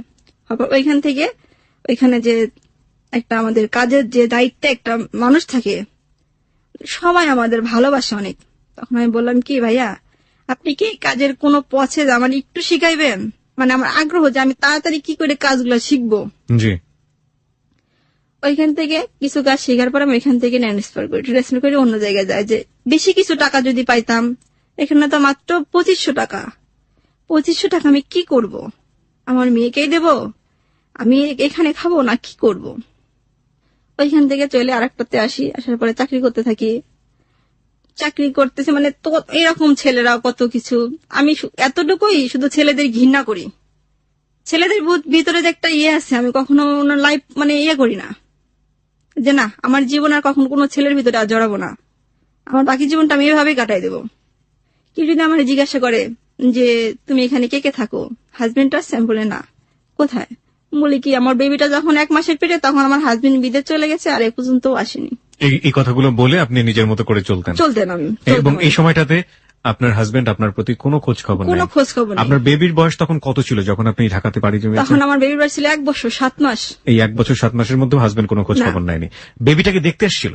কখনো না। বেবিটাকে এই সময়টাতে কখনো দেখতে আসেন? এখন পর্যন্ত আমার মেয়ে যদি গেলে এখন আপনি প্রশ্ন করেন যে মামুনি তোমার আব্বুকে, বলবো আমি জানি না। হ্যাঁ মুক্তা, তারপর যখন ঢাকায় চলে আসলাম 3 মাস হওয়ার পরে আমার স্বামীর বাড়ি থেকে যখন শুনতে পারলো যে আমি ঢাকায় চলে আসছি, তখন ওরা নাকি আমার নামে কেস করলো যে আমি নাকি ওদের বাড়ি থেকে 50,000 টাকা দামি গহনা টহনা নিয়ে পালায়ে চলে আসছি।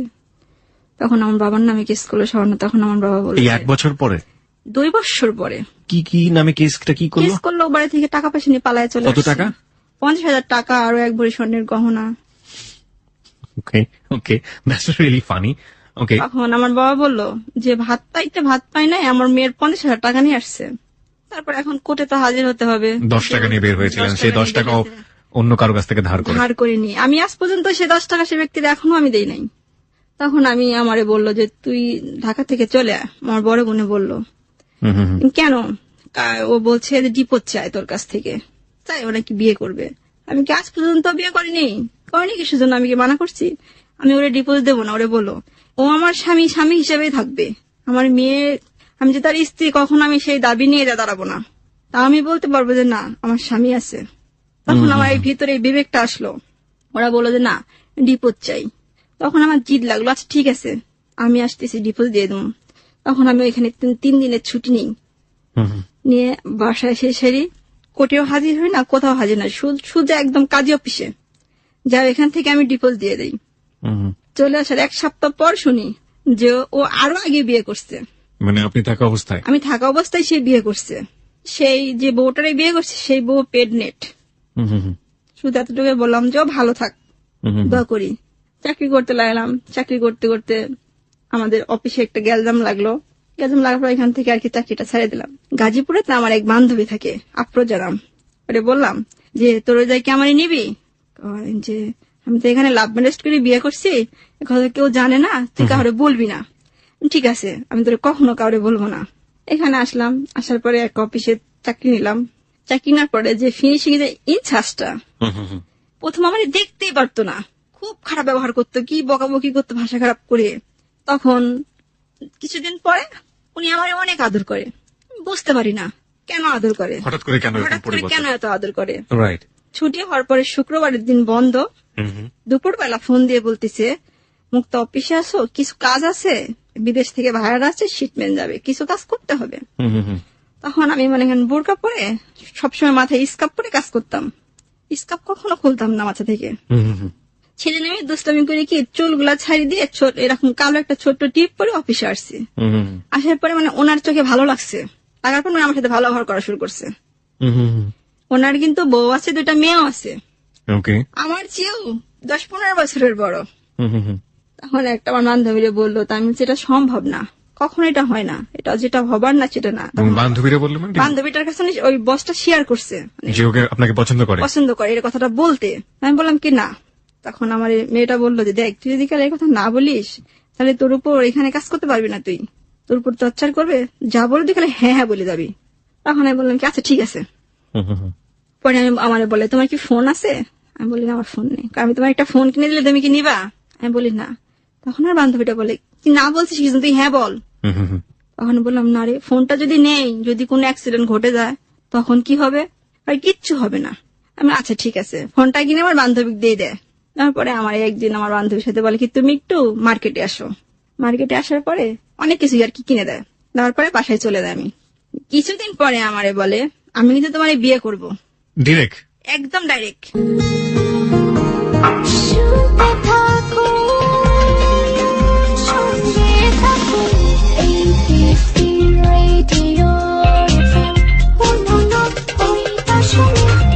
This track was downloaded from FusionBD.com.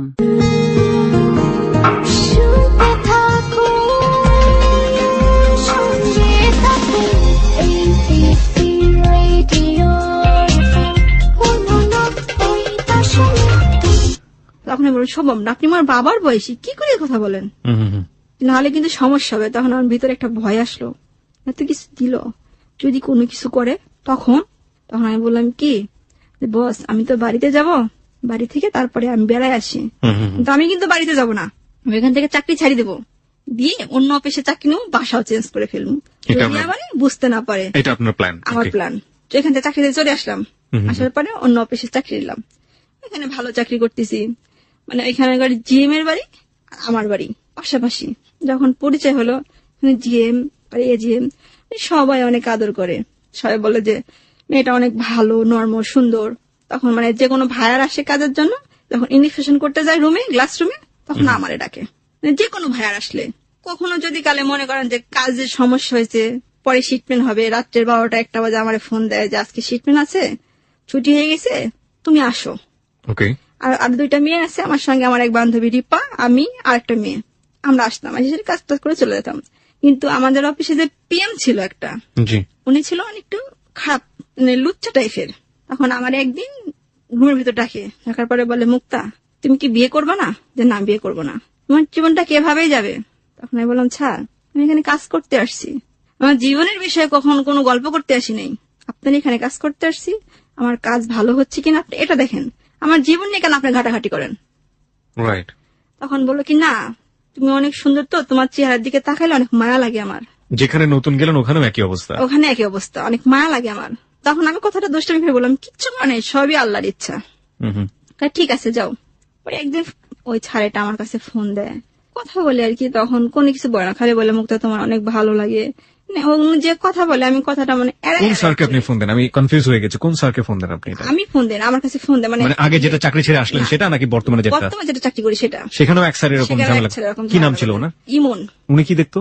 PM ছিল, মানে পুরো ফ্যাক্টরির দায়িত্বে ছিল। উনিও আপনাকে ভাবে জ্বালাচ্ছে? হ্যাঁ, ওনার কিন্তু বউ আছে, একটা মেয়ে আছে আমার সমতুল্য, মানে আপনার সমান বয়সী? আমার সমান। আগে যেটা জ্বালাতো ওর 2টো মেয়ে ছিল এবং আপনার বাবার বয়সী ছিল? হ্যাঁ। ওকে। কাউরের কাছে বলি না, আমারে বলে মুক্তা আসো যাই ফুচকা খেয়ে আসি। ওখানে বলে ছাড়, আমার মাথা ব্যথা, আমার জ্বর, মানে যে কোনো একটা অজুহাত দিয়ে কথাটা কাটাই দিই। তখন আমার একদিন ফোন ধরে, কি তুমি একটা ছলনাময় মেয়ে, তোমার উপরে সুন্দর কিন্তু ভেতরের মনটা তোমার অনেক খারাপ। আমি তখন বলি কিচ্ছু করার নেই, সবই তার ইচ্ছা। এ কথা বলতে বলতে একদিন রাত্রে 3টা বাজে ছুটি হয়, মানে আমার বাসার সামনে যাই, সিঁড়ি যে ছাদটা দাঁড়ায় থাকে আমি ফলো করতে পারি না। তখন হুট করে সে আমার সামনে দাঁড়ায়, স্যার আপনি এখানে? তখন আমার হাত ধরে, মুক্তা আমি তোমার অনেক ভালোবাসি, তুমি আমার একটু ভালোবাসা দাও। আমি আপনি কি করছেন? যখন বলছে আমার হাত ছাড়েন, আমার হাত ছাড়েন, আপনি আমার হাত ছেড়ে দেন, মানুষের কেউ দেখলে সমস্যা হবে, আপনি আমার হাত ছাড়েন, ঢাকার শহর, এটা গিরাম না। তখন পিছন থেকে একটা ছেলে এসে বলে, এই এটার হাত ছাড়, এটার হাত ছাড়ছিস না কিসের জন্য? ছেলেটা আমার চেনে, মুক্তাপতি বাসায় চলে যাও। না আমি বাসার ভিতরে চলে যাই, গেট খুলে তখন ছাড়ারে নাকি নিয়ে যায়, সেটা পরে শুনছি, অবশ্য জানি না, ওনার কাছে যা কিছু ছিল নিল, ওনার নাকি অনেক মারধর করছিল। তারপরে আমি কথাটা কার সঙ্গে শেয়ার করব, কেমন যেন একটু লাগতেছে, এই কারই কথাটা বললে পরে আমি এই বিপদ থেকে উদ্ধার পাবো। তখন এর মাঝখানে থেকে আমাদের অফিসে একটা ছেলে, মানে আমার সাথে কথা বলতে আর কি, যে যারা ওয়ার্কার থাকে আমার সাথে কেউ সাহসে কথা বলতে চায় না, মানে একটা দিক দিয়ে ভয় পাই কি, মানে এখানে যে ফ্যাক্টরির যে জিএম সে বলছে যে এটা আমার ছোট বোন, এর কেউ কিছু বলবি না, যদি কোনো অন্যায় করে থাকে আমার কাছে বলবি, আমি ওর বিচার করব, কারণ ওর বাড়ি আর আমার বাড়ি পাশাপাশি। তখন কেউ কিছু বলতো না, কেউ যদি কিছু বলতো তাহলে বলছে এই ওরে কিছু বলিস না, যে বলবি তার চাকরি থাকবে না। কেন? জিএম স্যারের বোন হয় এটা। আচ্ছা। তখন ছেলেটা আমার কাছে আসে, সে বলে কি আপা তুমি না অনেক সুন্দর। তখন আমি বললাম সবাই বলে, কয় না সবাই না, আসলেই তুমি সুন্দর, আল্লাহ সৃষ্টি করছে, তাতে তো কিছু করার নেই। তাই বলে আমি কাজ করতেছি। ছেলেটা চলে গেল। সবারদের ভিতরে ছেলেটা গরু জবাই দিছে। আমার বলছে আপা মাংস নিবেন? আমি বললাম ভাই আমি তো ব্যাচেলার, 2 কেজি মাংস নিয়ে আমি কি করব? ভাগ বলে না 500 টাকা করে দিয়ে 2 কেজি করে মাংস, 2 কেজি মাংস খাওয়ার মতো আমার রুমে মানুষ নেই, শুধু আমি আর একটা মেয়ে, 2জন থাকি আমরা। মেয়েটার নাম হচ্ছে জোসনা। তখন বললো কি আপু নেও, মাংসটা অনেক ভালো হবে। ঠিক আছে। পরে যখন স্যালারি উঠেছি, উঠানোর পর তখন টাকাটা দিতে হবে, তখন আমি টাকাটা দিয়ে দিছি। পরবর্তী ছেলেটা যায়, সেটা জোসনার কাছ থেকে আবার টাকা চায়। তখন আমি বলছি এই আপনারা কি ব্যবসা শুরু করছেন, একবার টাকা নিছেন তাতে হয়নি, আবার নিতে হবে? তখন বলছে আপু সরি আপু আমি তো জানি না। এরকম করতে করতে ছেলেটা তখন আমার সাথে কথা বলতে বলতে আমার বলে কি আপু তোমার না আমার বোনের মতো লাগে দেখতে। আমি বলছি আমি তো আপনার বোনই। আমি বনি, অফিসের ভিতরে আমি অনেক দুষ্টামি করি। তোমার মন খারাপ থাকলে বলতাম যে এই মন খারাপ করিস কে, তুই আমার দিকে দেখ, আমার মা নেই, তোদের তো মা আছে, তোদের কত আদর করে, আমার তো কেউ নেই, তোদের অসহায় হলে মায়ের কাছে ফোন দিস, তোর মা দৌড়াই আসে তোদের দেখার জন্য, কথা বলে ওদের মনটা ভালো করি। তখন আমি কাজ করি, টেবিলের নিচে এসে ভাইয়াটা বসে বলে কি আপা তোমার আমি বোন বানাবো। আমি কি ওই বোন তো বানাইছেন, আর কি বোন বানাবেন? এমন বোন না। কেমন বোন? যেমন এক মায়ের পেটের ভাই বোন থাকে এমন। আমি তখন বললাম যে আচ্ছা ঠিক আছে, যখন মায়ের পেটের বোন তার উপরে তার কোনো কথা থাকে না, ঠিক আছে আপনার ফোন নাম্বারটা তাহলে আমারে দেন। আচ্ছা ঠিক আছে, ফোন নাম্বারটা আমি দিলাম। ফোন দেয়, কথা বলে আপু কেমন আছো এই বৃত্তান্ত। পরে হঠাৎ করে একদিন এসে আমারে বলে আপু তোমার কাছে আমি কোনো জিনিস চাইবো, তুমি আমারে দিবা? তখন আমার মনে সন্দেহ আসলে, কি রে বোন বলে ডাকি, কি জিনিস চাইবো, এমন কি আছে আমার কাছে? তখন আমি বললাম কারণ মাথায় হাত রেখে ওয়াদা করতে হবে। ওয়াদা করতে পারি কিন্তু একটা সত্য আছে। কি সত্য? এমন কিছু চাইবেন না যাতে আমার দেবার মতো স্বার্থ না থাকে। দেওয়ার মতো স্বার্থ যেটা আছে এটাই বলেন, এটাই বলবেন, দেবার মতোই। ঠিক আছে, আপনি যখন আমার বোন বানাইছেন আপনার মাথায় হাত রেখে ওয়াদা করলাম। তখন আমার বলতেছে আপনি আমার ভাই দিয়ে ভাবি বানাই নিতে চাই। বললাম আপনি কি জানেন আমি ম্যারেজড? জানি। বেবি আছে আপনি জানেন? তাও জানি। তাহলে কেন আপনি এরকম প্রশ্ন করতেছেন?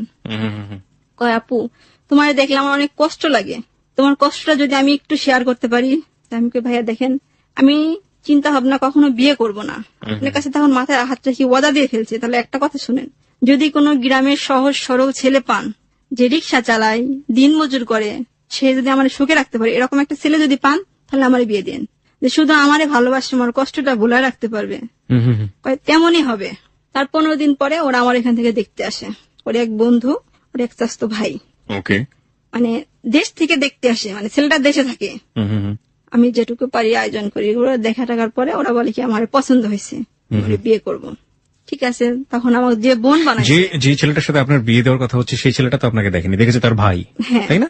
ছেলেটা সম্পর্কে আপনি কিছু জানতেন ওই সময়? কিছুই জানতাম না, আমি কিছুই জানতেন কিছুই না। ওকে, তারপর শুধু আমি যে আমার ভাই বানাইছে তারে বলছি ভাইয়া আপনি এমন কিছু করেন না, দ্বিতীয়ত আমার জীবনে যদি কষ্ট আসে, আমি কিন্তু অনেক কষ্টে মানুষ হয়েছি।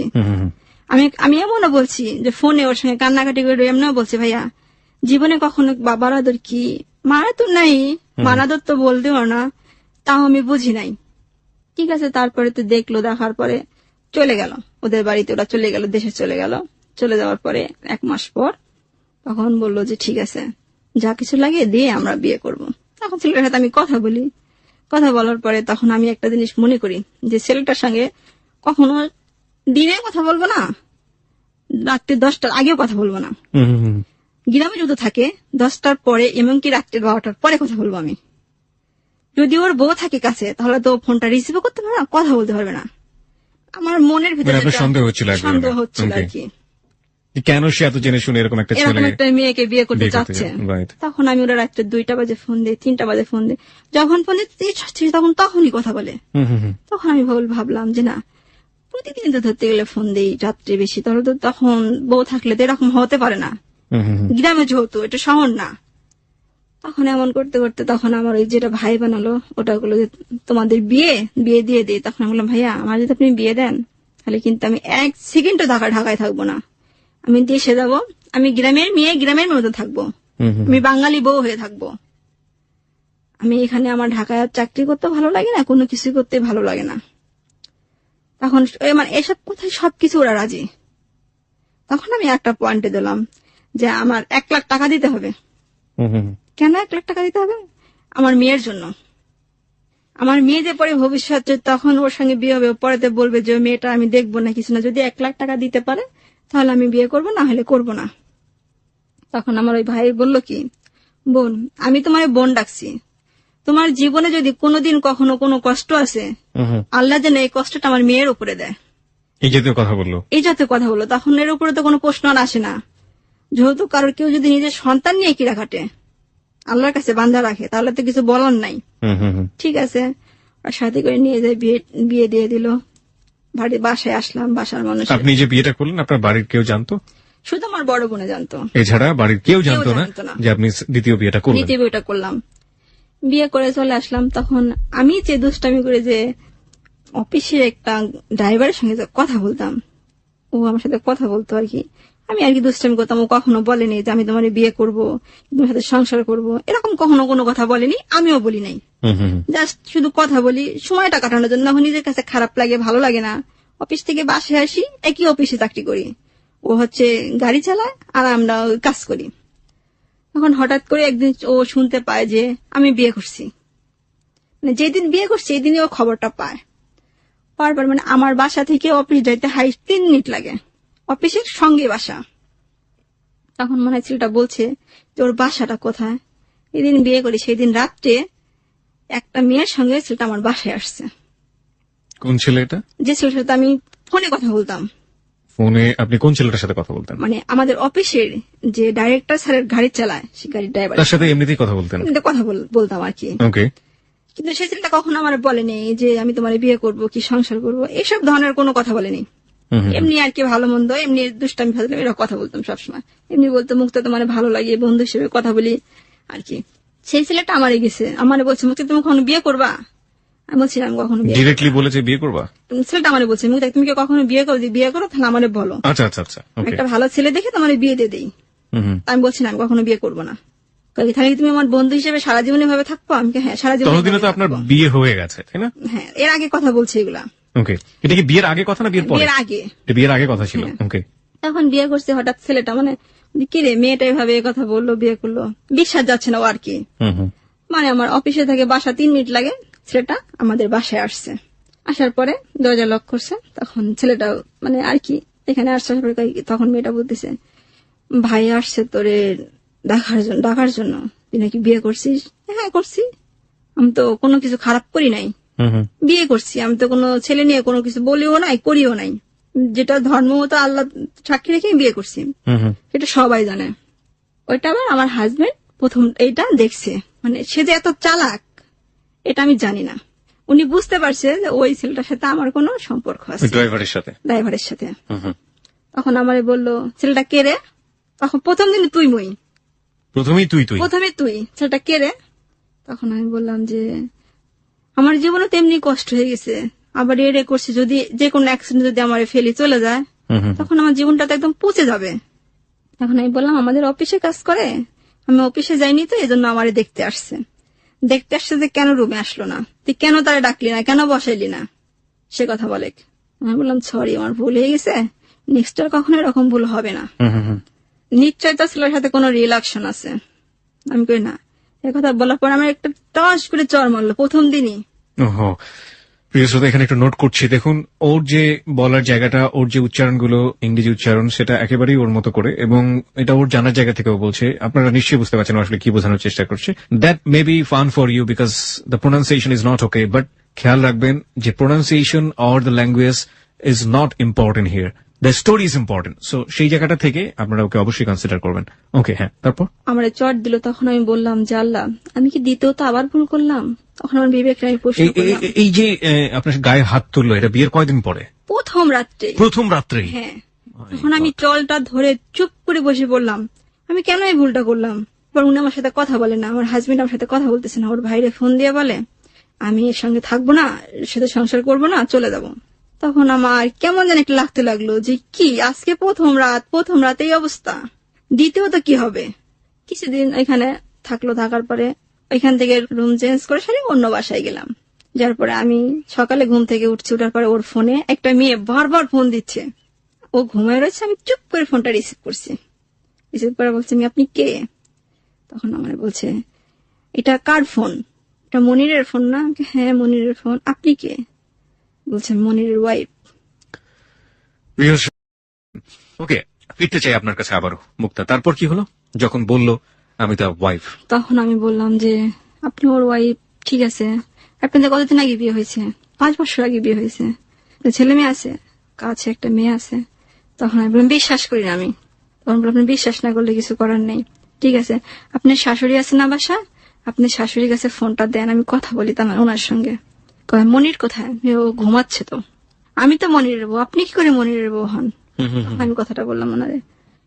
কিসের বউ? কার বউ বলতেছে? হ্যাঁ, কোনো বউ নেই আসলে, কিন্তু সে সময় বউ ফোন দেয়নি, ওটা যে মেয়ের সাথে রিলেশন করে সেই মেয়েটা ফোন দিচ্ছে। রিলেশন মানে আপনি যেটা বলছেন রিলেশন, মানে যে মেয়েটার সাথে সম্পর্ক করে, আচ্ছা, সেই মেয়েটা ফোন দিছে আমার কাছে। তখন বললো নাম্বারটা দেখি। আমি দেখো রিসিপি আছে, রিসিপি যে প্রথম নাম্বারটা ওইটাই তোমার বউয়ের নাম্বার। তখন বলছে কি যে এটা আমার বউ না, ওর নাম তো বনি। মেয়েটার নাম ছিল বনি? ওকে। বড় লোকের মেয়ে, লেখাপড়া করতো, বিয়ে হয়ে গেছে, এখন তারপর আমার সাথে কথা বলে। আমি বললাম তারপরে তোমার সাথে কথা বলে তুমি তারা কেন বিয়ে করলো না? আমার মতো একটা গার্মেন্টস এর মেয়ের তুমি বিয়ে করলা, তোমার জীবনটা কিভাবে তো নষ্ট করে দিলা? বড় লোকের মেয়ের বিয়ে করতা, মানে টাকা পয়সা পাইতা। যাই হোক, আমি কথা বললাম। তখন আমি তুমি যদি মেয়েটার কাছে ফোন না দাও তাহলে আমি তোমার ভাইয়ের কাছে জানাবো। তখন আমার মেয়েটার কাছে ফোন দিল, দেশে বলছি কি যে বনি, আমি তো বিয়ে করছি, তুমি আমার আর কখনো বিরক্ত করো না। আমার বউ ফোনটা রিসিভ করেছিল। তখন মেয়েটা বললো কি আপু সরি, আর কখনো আমি আপনাদের বিরক্ত করব না, আপনি কিছু মনে করেন না, আমারও বিয়ে হয়েছে, আমারও হাজবেন্ড আছে। মেয়েটা যখন নিজের ইচ্ছায় ভুল স্বীকার করলো তখন তো এখানে বলার কিছু নেই। তারপরে হঠাৎ একদিন একটা মেয়ের কাছে বললো, মানে যে ড্রাইভারের সাথে যে আমি কথা বলতাম, সে বললো যে মুক্তার বিয়ে হয়ে গেছে, মুক্তার স্বামী কেমন, মানে ও খালি আমার সন্দেহ করতো। মানে আপনি যাকে বিয়ে করেছিলেন আপনার সেকেন্ড হাজবেন্ড, নামটা কি ছিল? মনির আপনাকে সব সন্দেহ করতো। তখন মানে আমাদের অফিসে এরকম ডিউটি, প্রতিদিন রাত্রের 12টা বাজে ছুটি হয়। ও কি করতো? বাসায় শুয়ে থাকতো। আচ্ছা।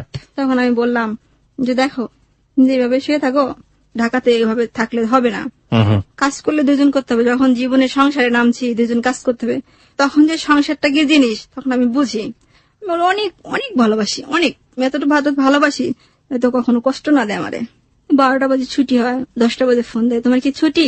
আমি বলছি না, ছুটি যে কয়টা হবে তো জানি না, মনে হয় 12টায় ছুটি। বাসায় আসি, বাসায় আসার পরে আমারে বলে 12টা পর্যন্ত ডিউটি করলি, বড় বড় সাথে রুমের ভিতরে কোনো কিছু করলি? কোনো কিছু করলাম মানে কিরকম কথা বলো? যে না এমনি বললাম। বাসার ভিতরে থাকি, কেউ যদি আমারে বলে যে ভাবি ভালো আছেন, আমার রুমের ভিতরে এসে ধরে মারে, তোর সাথে কথা বলি কেন? আমি বাসার ভিতরে থাকি, সবাই একসঙ্গে ফ্যামিলির মতো, কথা তো বলতেই হবে, কয় না? বাসার ভিতরে থাকলে আমি ছাড়া দ্বিতীয় তো কোনো ছেলের সঙ্গে তুই কথা বলবি না।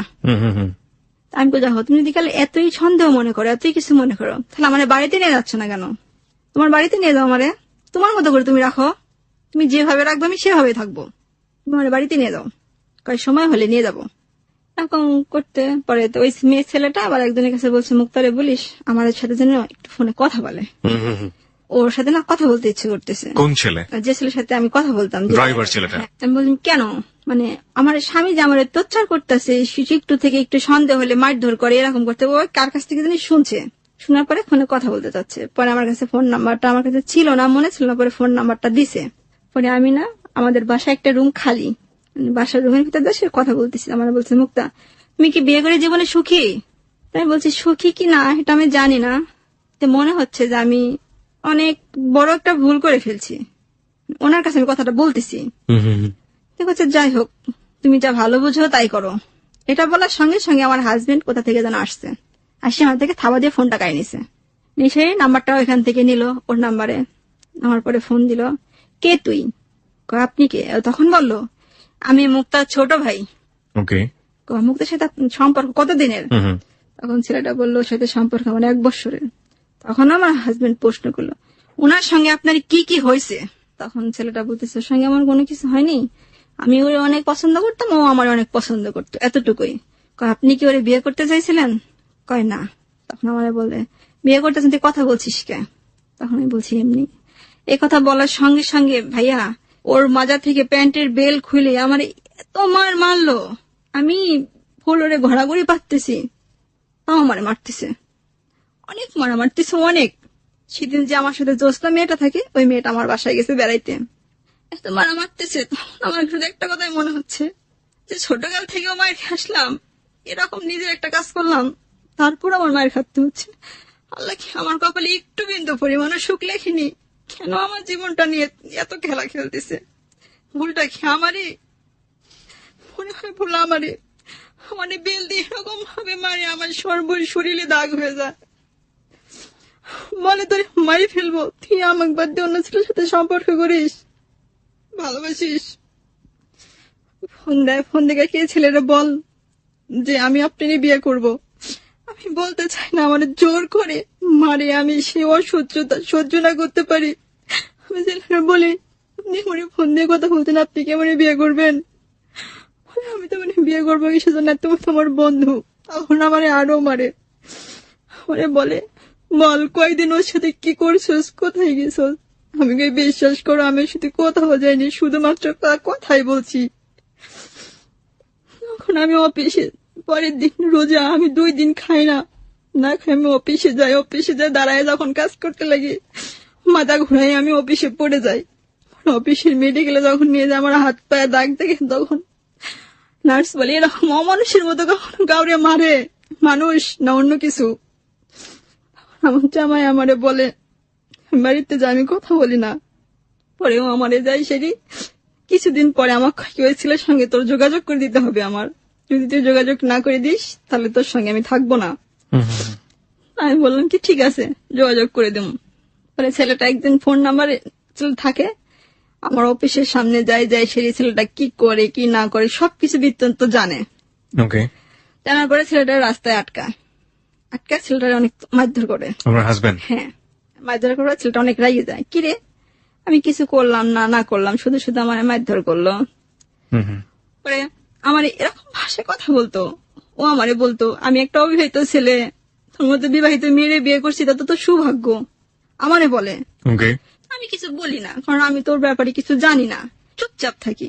তখন আমারে বলে কি তুই তো একটা এভাবে বলে আমারে বকা দেয়। তারপর তখন অনেক খারাপ খারাপ ভাষায় বকা দেয়। তখন আমি বলি, তুমি তো তখন দেখছিলা যে আমি একটা খারাপ মেয়ে, কেন আমার সাথে সংসার করতেছো? ভালো যদি না লাগে চলে যাও, কেন রইছো, কিসের জন্য রইছো? তখন কোনো কথা বলে না। তারপরে আমি একদিন অফিসে যাই, সারি একটা মানুষ দিয়ে আমারে উপরে ডাকাইছে যে 5 তলা আমাকে একটা মেয়ে আছে, যাই সারি বলো, মানে ওই ছেলেটার নাম ধরে ডাকাইছে যে অমুক গেটে আসছে। আমার হাজবেন্ড এটা করছে। ওকে, তখন আমার গেটে দেশে একটা লোকে বলছে যে মুক্তাকে, আমি আপনার না গেটে লোক আসছে। তো বললাম যে ভাই আমার তো গেটে লোক আসার মতো কোনো মানুষ নেই, কে আসবে আমার গেটে লোক? বলছে নুর ইসলাম আসছে। তখন আমি বললাম যে যার জন্য মার খেলাম একদিন, ছেলেটা গেটে আসছে, না আমি যাব না। এটা যদি আমার হাজবেন্ড শুনতে পারে তাহলে আমার আবার মারবে। আমি বলছি যান, আমি কাউরে চিনি না, যাই বলেন। লোকটা এসে বলছে যে সে কাউরে চেনে না। লোকটা আবার পাঠাইছে, যা বলেন আর্জেন্ট দরকার। তখন আমাদের যে বস সে বলতেছে মুক্তা যাও, দেখো কোনো আর্জেন্ট তো হতে পারে, অন্য কেউ তো হতে পারে। তখন আমি আসলাম গেটে। বিশ্বাস করবেন ভাইয়া, যখন আমি গেটে আসলাম, ওই গেটের ভিতরে ঢুকি, অফিসের সবার ওইখানে আরো মানুষ আছে, ওইখানে আমার 3-4টা চর মারলো সবার সামনে। চর মানে আমারে বললো, ও ভালোবাসার মানুষের নাম শুনছো না, সেজন্য দৌড়ায় নামে আসছো। তখন আমি এখানে আর কিছু বলি না, যে অফিসের ভিতরে আমি তো কিছু বলতে পারি না। মানে ওই ছেলেকে মনে করে আপনাকে নিচে নামিয়ে টেস্ট করে দেখতেছিল যে আসলে কি অবস্থা। তখন সবাই বলল যে তুমি কি শিক্ষিত না অশিক্ষিত, তোমার পারিবারিক ফ্যামিলির সমস্যা, তুমি বাসাই করবা, তুমি কেন অফিসের ভিতরে মেয়েটারে ভাবে টর্চার করে মারলা।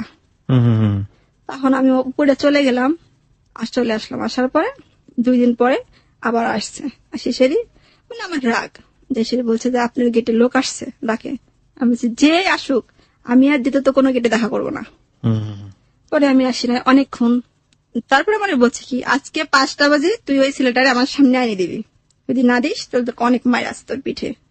তারপরে আমি বললাম আচ্ছা ঠিক আছে আনিয়ে দেবো, তোমার যেটা ভালো হয় তুমি সেটাই করো। আমার রাখছে, আমি আসি নাই। বলছে 5টা বাজে আজকে ছুটি নিয়ে আসবি। পরে আমি আমার বসের বলছি বস আমার 5টা বাজে ছুটি দেন তো। আচ্ছা মুক্তা তুই এরকম হয়ে যাচ্ছিস সে দিন দিন। তা আমি করি এমনি ভালো লাগে না, তাই মানে কারোর কাছে আমি কথাটা বলতে পারতেছি না যে আমার স্বামী আমার উপরে এরকম অমানসিক অত্যাচার করতেছে। তারপরে যেদিন যে বেলটা দিয়ে মারে তার আগের দিনে জোস্তা মেয়েটা আমার বাসায় আসছে। ও বাসায় তো ওরে বলছে তুমি সোয়েটারে কাজ শিখো। সোয়েটারে কাজ শিখছে, অফিসে না যায়, আমার কাছ থেকে 500 টাকা নিছে, নিয়ে মেয়েটারে ঘুমের ওষুধ খাওয়াইছে। সেই মেয়েটার ইউজ করছে আমার বাসায়, আমার রুমে, আমি তো অফিসে। আমি 5টা বাজে, আপনি জানলেন কিভাবে এটা? 5টা বাজে আমি অফিস থেকে আসছি। এখন পাশের রুমের মহিলা আমারে বলতেছে মুক্তা ওটা কি তোর বান্ধবী না অন্য কিছু? আমি তখন বলি না তোর বান্ধবী, আমি তোমার বোন। সারাদিন তোর স্বামীরে নিয়ে রুমের ভিতরে দরজা লাগা দিয়ে রয়েছে।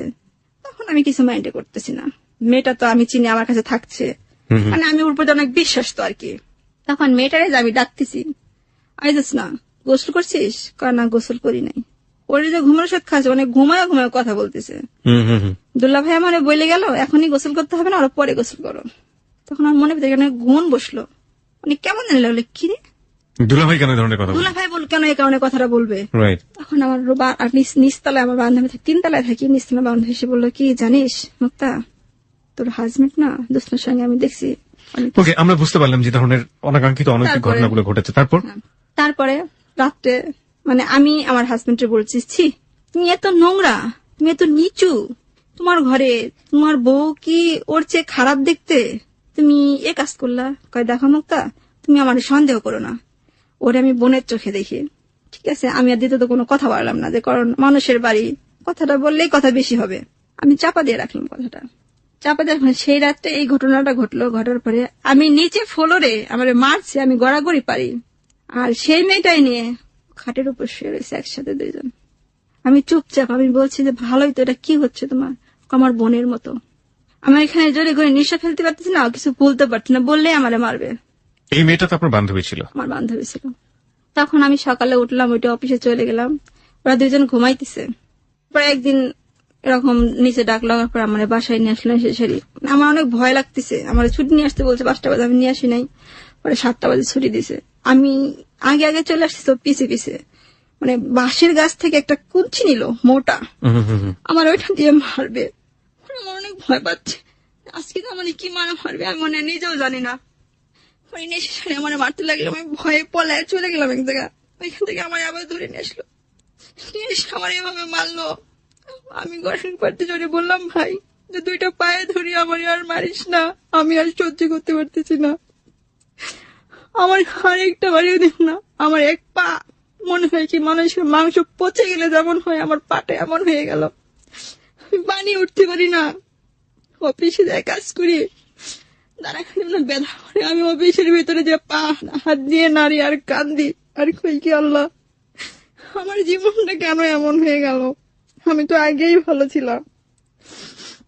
যখন সবাই আমার অফিসের মেয়েরা বলে তুই এমন করছিস কিসের জন্য, পরে কই দেখি আমি ছালোয়ার একটু উঁচা করে দেখাই, কইছি ঘরের বউরে কখনো কেউ এভাবে মারে, তখন আমি ওর কাছ থেকে পালাই, বেতনটা উঠাই নিয়ে আমার বোনের কাছে চলে যাই। আমার ওইখান থেকে যে নিয়ে আসে, নিয়ে আমি ওদের বাড়িতে যাই। যাওয়ার পরে এখন ওইখানে গেছে, সবাই বলে এত সুন্দর একটা মেয়ে, এই মেয়েটার জীবন কিভাবে নষ্ট করলো। মানে ওদের ধারণা ছিল যে ওরা আমারে বিয়ের কথা কয়ে বিয়ে করবে, বিয়ে করে নিয়ে এসে ইন্ডিয়াতে বিক্রি করে দেবে। মানে ওরা ইন্ডিয়ান মাল স্মাগলিং এর ব্যবসা করে। তখন আমার হাজবেন্ড আমার দেখার পরে দেখে যে না, এরকম একটা সুন্দর মেয়েরে বিক্রি করবো কিভাবে। তখন ও পরিকল্পনা করে আমি বিয়ে করে ওরে রাখবো, ঢাকাতে থাকি, ওর কাছে কিছুদিন থাকবো, এদিক ওদিক ঘুরবো, এভাবে আমার জীবনটা কাটি যাবে। কিন্তু আমি তো এভাবে ধারণা করি নাই। বাড়িতে নিয়ে যাই, সবাই দু এক কথা বলতে বলতে আমি শুনতে পাই যে ওর বউ আছে, বাচ্চা আছে। বিশ্বাস করুন তখন আমার মনে হইল কি আমি এই জায়গায় নদীতে ঝাঁপ দিয়ে পড়ে মারা যাই। আমার যদি আমার মেয়েটা না থাকতো আমি সেই সময় নিজে আত্মহত্যা করতাম। দাম একটা না, পরে পাশের এক বাসার এখানে দাঁড়াইছি, বলে যে আবু সুমার না 5টা বউ। ওটা বউ? 5টা বউ। আমি আবু সুমাকে, আবু সুমার নামই মনির, ওরে সবাই গ্রামের আবু সুমা বলেই চেনে। মানে এই মেয়েগুলোকেও স্মাগলিং করে ইন্ডিয়াতে পাঠিয়ে দিত, তাই তো বলছেন আপনি? তাহলে ওই সম্পর্ক করে অন্য মানুষ দিয়ে ইন্ডিয়াতে মানুষ পাঠাইতে, কিন্তু ও বিয়ে করছে ওই ইন্ডিয়া থেকে একটা মেয়ে এসে বিয়ে করছে। ও যে প্রথম ওর বাবা যে ওরে বিয়ে দেয়, ওই বউয়ের একটা ছেলে আছে। ছেলে থাকার পরে ওই বউ রাখি ও আরো 2টা বিয়ে করে, কোনটার সাথে 6 মাস, কোনটার সাথে 3 মাস থাকার পরে ওই বউগুলা চলে যায়। মানে ও যেরকম টর্চার করে, বউ ধুয়ে অন্য মেয়ে মানুষ নিয়ে করে, তখন বউগুলা থাকে না, চলে যায়। আর আগেরটা তো ডালাক দিয়ে দেয়। পরে যারা একটা মেয়ে বিয়ে করে, এই মেয়েটা একটা বাজে মেয়ে ছিল আর কি। মানে ও যায় সেই মেয়েটার কাছে, সবাই জানতে পারে, জানার পরে গ্রামে সালিশ সবকিছু করে বিয়ে দেয় ওর সঙ্গে। এটার ঘরে 2টা মেয়ে। তখন আমি বললাম আল্লাহ আমি এটা কি করলাম, আমার ভাইয়া বোন মানে এটা কি করলো, কোন সাগরে আমারে ফেলে দিল। আর ওর বাড়িতে যে যাই আমি থাকবো, একটা থাকার ঘর পর্যন্ত নেই, কিচ্ছু নাই, ইন্ডিয়া বর্ডারের কাছে বাড়ি। তখন আমি বললাম যে আমি এখানে থাকবো না, আমি চলে যাব। তখন আমার বড় পরে আমি চুপি চুপি ফোন দিলাম। আমার বড় পরে আমি এ পর্যন্ত জানে না আমার বড় বোনে যে ওর আর একটা বউ আছে, এখন পর্যন্ত জানে না। এই জন্যই বলি না যে আমার বোন কষ্ট পাবে। তখন আমি ওইখানে বললাম কি দেখো আমি এখানে থাকবো না, তোমার বউ আছে, বাচ্চা আছে, এটা থাকা সম্ভব না। তখন ওর মা বাবা ভাই বোন সবাই বললো কি ওর বউ একটা অ্যাক্সিডেন্ট হয়েছিল, যখন তোর কাছ থেকে ঢাকাতে বাড়িতে আসছিল তখন ওর বউরে তালাক দিয়ে দিছে, ওর আর দেউর সাথে কোনো সম্পর্ক নেই। তখন বললাম 2টা মেয়ে, ওটাও টাকা পয়সা দিয়ে সব বিদায় করে দিছে, আর কখনো আসবে না। ঠিক আছে, আমি তখন ভাবতেছি যে আমি যখন রংপুরের মাটিতে পা রাখছি, আমি তো চিনি না কোথাও কোন দিক দিয়ে যাইতে হবে। রংপুর ছিল ওর বাড়ি? হ্যাঁ, রংপুর মানে লালমনিরহাট জেলা, পাটগ্রাম থানা। ওকে। আর ওদের গ্রামের নাম হচ্ছে দহগ্রাম। আমি যাবো কি করে এখান থেকে, যে আমি একা একা চলে যাব, সে রাস্তা তো আমি চিনি না। তখন এখন বললাম কি না আমি এখানে থাকবো না, আমি চলে যাবো। কোথায় যাবে? ঢাকা যাবে। ঢাকা যাবে একটা প্রেম করার জন্য? তুমি নোংরা কথা বলো কিসের জন্য? তোমার ভিতরে কি মানুষত্ব নেই? তুমি কি ভালো হইতে পারো না? তখন এক বাড়িতে নিয়ে আমারে রাখলো, মানে ওদের বাড়ির এখান থেকে আমারে বললাম এই বাড়িতে থাকা যাবে না, তোমাকে এই পরিবেশে রাখলে তোমার ভালো লাগবে না, তোমাকে আমি অন্য জায়গায় বাসা ভাড়া করে রাখবো। ঠিক আছে। ও আমার ওইখান থেকে মিনিমাম আরো 50 টাকা ভাড়া লাগবে, তখন অত দূরে নিয়ে আমার রাখলো। ওইখানে থাকতে লাগলাম। দোকান দেবে, ওয়ার্কশপ, কাজ জানে। আমি বললাম বড়পা এমন তো দোকান দিচ্ছে, ওর বোন তো 10,000 টাকা দিছে, আর আমার যদি কিছু টাকা দিতা তাহলে ভালো হইতো। 50,000 টাকা নিয়ে দিই, মানে আমি যে চাকরি করছি, যে টাকাটা জমাইছি, সেখান থেকে আমরা 50,000 টাকা নিয়ে দিই, কর্ম করুক, ভালো হোক। ওর একটা বন্ধু আছে সেলিম নাম, তখন ও আমার সাথে শেয়ার করে, ভাবি তোমার জীবনটা তুমি নষ্ট করছো। আমি কই কি ভাইয়া আমি দেখি ওরা ভালো করতে পারি কিনা। তখন আমি 50,000 টাকা নিয়ে দিলাম। ও করে কি আমারে রাখি 50,000 টাকা আমি নিয়ে দিছি। ও যাই সিঁড়ি ওর ওই বোর শ্বশুর বাড়ি গেছে, যাই বোর কাছে থাকছে, জামা কাপড় কিনে নিয়ে গেছে 2 মেয়ের জন্য, সবকিছু করছে। কিন্তু ফ্যামিলিতে সবাই বলছে বউটা তালাক দিয়ে দিছে। এখানে মোটরসাইকেল এখানে ভাড়াই চলে। তখন ওই মোটরসাইকেল নিয়ে বউ নিয়ে এসে বাড়িতে নিয়ে আসে। বাড়িতে টাকা হাতে আছে, সবকিছু কিনে বউ নতুন করে সংসার করে দিছে বাড়িতে। ওদের বাড়িতে, আর আমাকে অন্য বাড়িতে ভাড়া রাখছে। রাখার পরে তুমি কোথায় গেছিলাম? আমি ইন্ডিয়ায় গেছিলাম কাজে। মানে ওরা ইন্ডিয়াতে কাজ করে, ওই এলাকার মানুষ। আপনি যখন জানলেন যে ওর 5টা বউ, তখন ওকে কোনো ধরনের কোনো কোশ্চেন করা? অনেক বলছি, কিন্তু ওর মুখ থেকে কোনো কথা বের করতে পারি নাই, বলছে মিথ্যা কথা। আর এই ব্যাপারগুলো যখন আপনি জানছেন, যখন আপনার সাথে অত্যাচার হচ্ছে শারীরিক ভাবে, যে ছেলেটির কারণে আপনি এই ছেলেকে বিয়ে করলেন, ওর ভাই, ছোট ভাই, তাকে কখনো আপনি কোনো কোশ্চেন করেননি? তাকে আমি আজকেও ফোন দিয়ে বলছি, আমার শুধু একটা কথাই বলে, বোন তুমি আমারে দায়ী করো না। আমি দায়ী করবো না, এর বিচার আপনার আল্লাহ করবে। আপনি কেন আমার জীবনটা নষ্ট করলেন? কিসের জন্য করলেন? আমি ভালোর জন্যই করছি। ও ভালোই এটা। ওই ছেলে কাজ করে না এখন আপনার সাথে? না, এখন কাজ করে না। ওকে।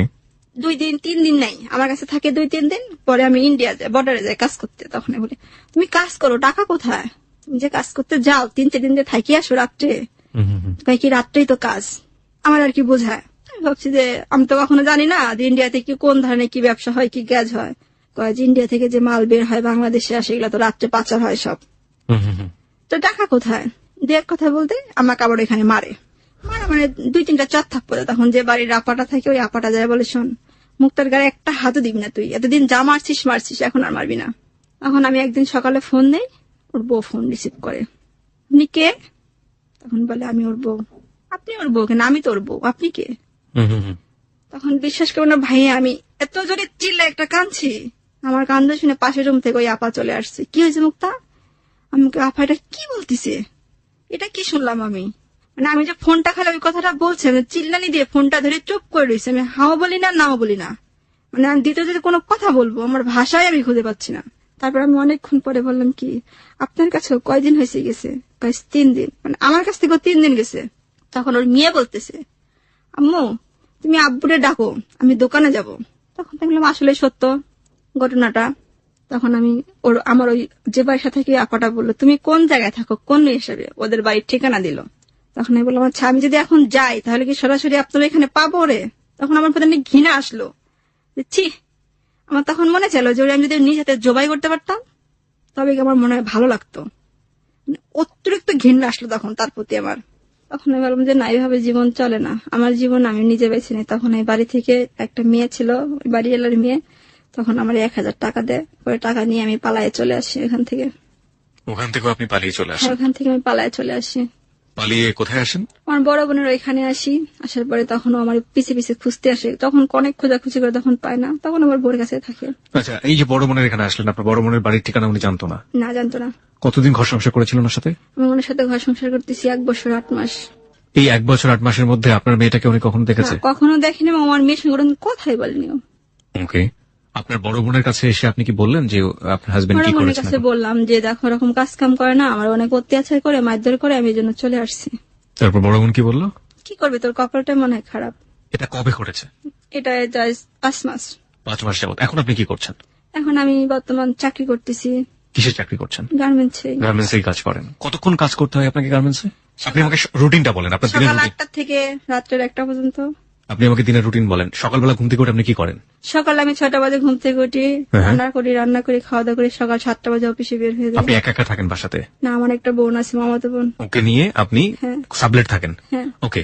তারপরে বের হওয়ার পরে কটায় অফিসে ঢোকেন? অফিসে 8টায় ঢুকি। আচ্ছা, ঢোকার পরে সারাদিন কাজ করি, 1 ঘন্টা লাঞ্চের টাইম দেয়। কটা থেকে কটা পর্যন্ত? 1টা থেকে 2টা পর্যন্ত। তারপর লাঞ্চের পরে? লাঞ্চের পরে 1টা পর্যন্ত রাত্রে। রাত 1টা পর্যন্ত কাজ করেন? 1টা পর্যন্ত। সকাল 8টা থেকে শুরু করে রাত 1টা পর্যন্ত। সপ্তাহে কয়দিন? 7 দিন। সপ্তাহে 7 দিন, কোনো ছুটির দিন নাই? 6 মাসে একদিন ছুটি পাই না। তার মানে রাতের এই যে 6 ঘন্টা 7 ঘন্টা, এই সময়টাতে আপনার ঘুমের টাইম। 1টা থেকে ছুটি কাজ করে তো আপনি বাড়িতে ফেরেন, ফিরতে ফিরতে আপনার আধা ঘন্টা 1 ঘন্টা লেগে যায়। আমি 1টা বাজে ছুটি, লাস্ট এসে 2টা বাজে, 2:30 বাজে, কারণ গাড়ি পাই না। তো আমি ওইখানে কত টাকা বেতন পান মাস শেষে?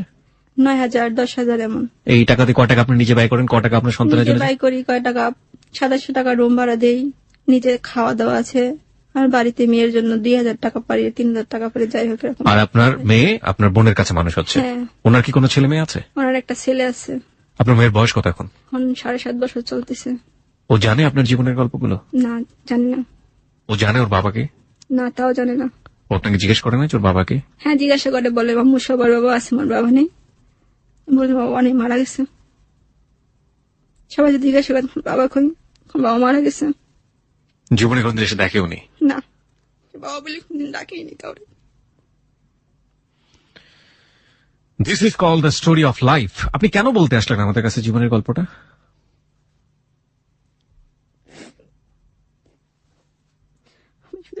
বলি আমার মেয়ের জন্য সবাই দোয়া করে, আমার জীবনের যেন আমার মেয়ের জীবনটা না হয়। যতটুকু টাকা আয় করছিলাম সব আমি টাকাগুলো খরচ করে ফেলছি। আমার এখন পুঁজি বলতে কিছুই না, আমি অসহায় হয়ে গেছি। আমার মেয়ে আমার ঈদে বলছে আম্মু আমার একটু জামা কিনে দিও, আমি দাও দিতে পারিনি।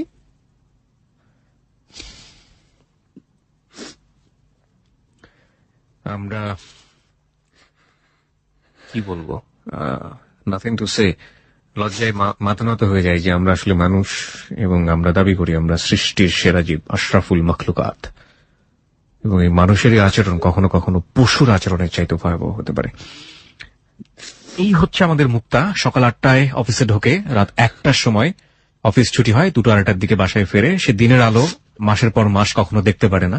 মাস শেষে যে বেতন পায় তার 2000 টাকা চলে যায় তার মেয়ের ভরণ পোষণের জন্য, আর বাকি টাকা দিয়ে সে কোন রকম টেনে হিচড়ে তার সংসার চালায়। এই মানুষটার জীবনে আর কোনো স্বপ্ন নেই, একটাই মাত্র স্বপ্ন, তার মেয়ের জীবনটা যেন কখনো তার মতো না হয়। এবং মুক্তার বয়স মাত্র 25 এবং তার মেয়ের বয়স হচ্ছে 7.5। এবং মুক্তা তার বাবাকে যেভাবে দেখেছে সেটা একটা দুঃসহ স্মৃতি। আর মুক্তার মেয়ে, আপনার মেয়ের নামটা একটু বলবেন? সুরাইয়া। সুরাইয়া।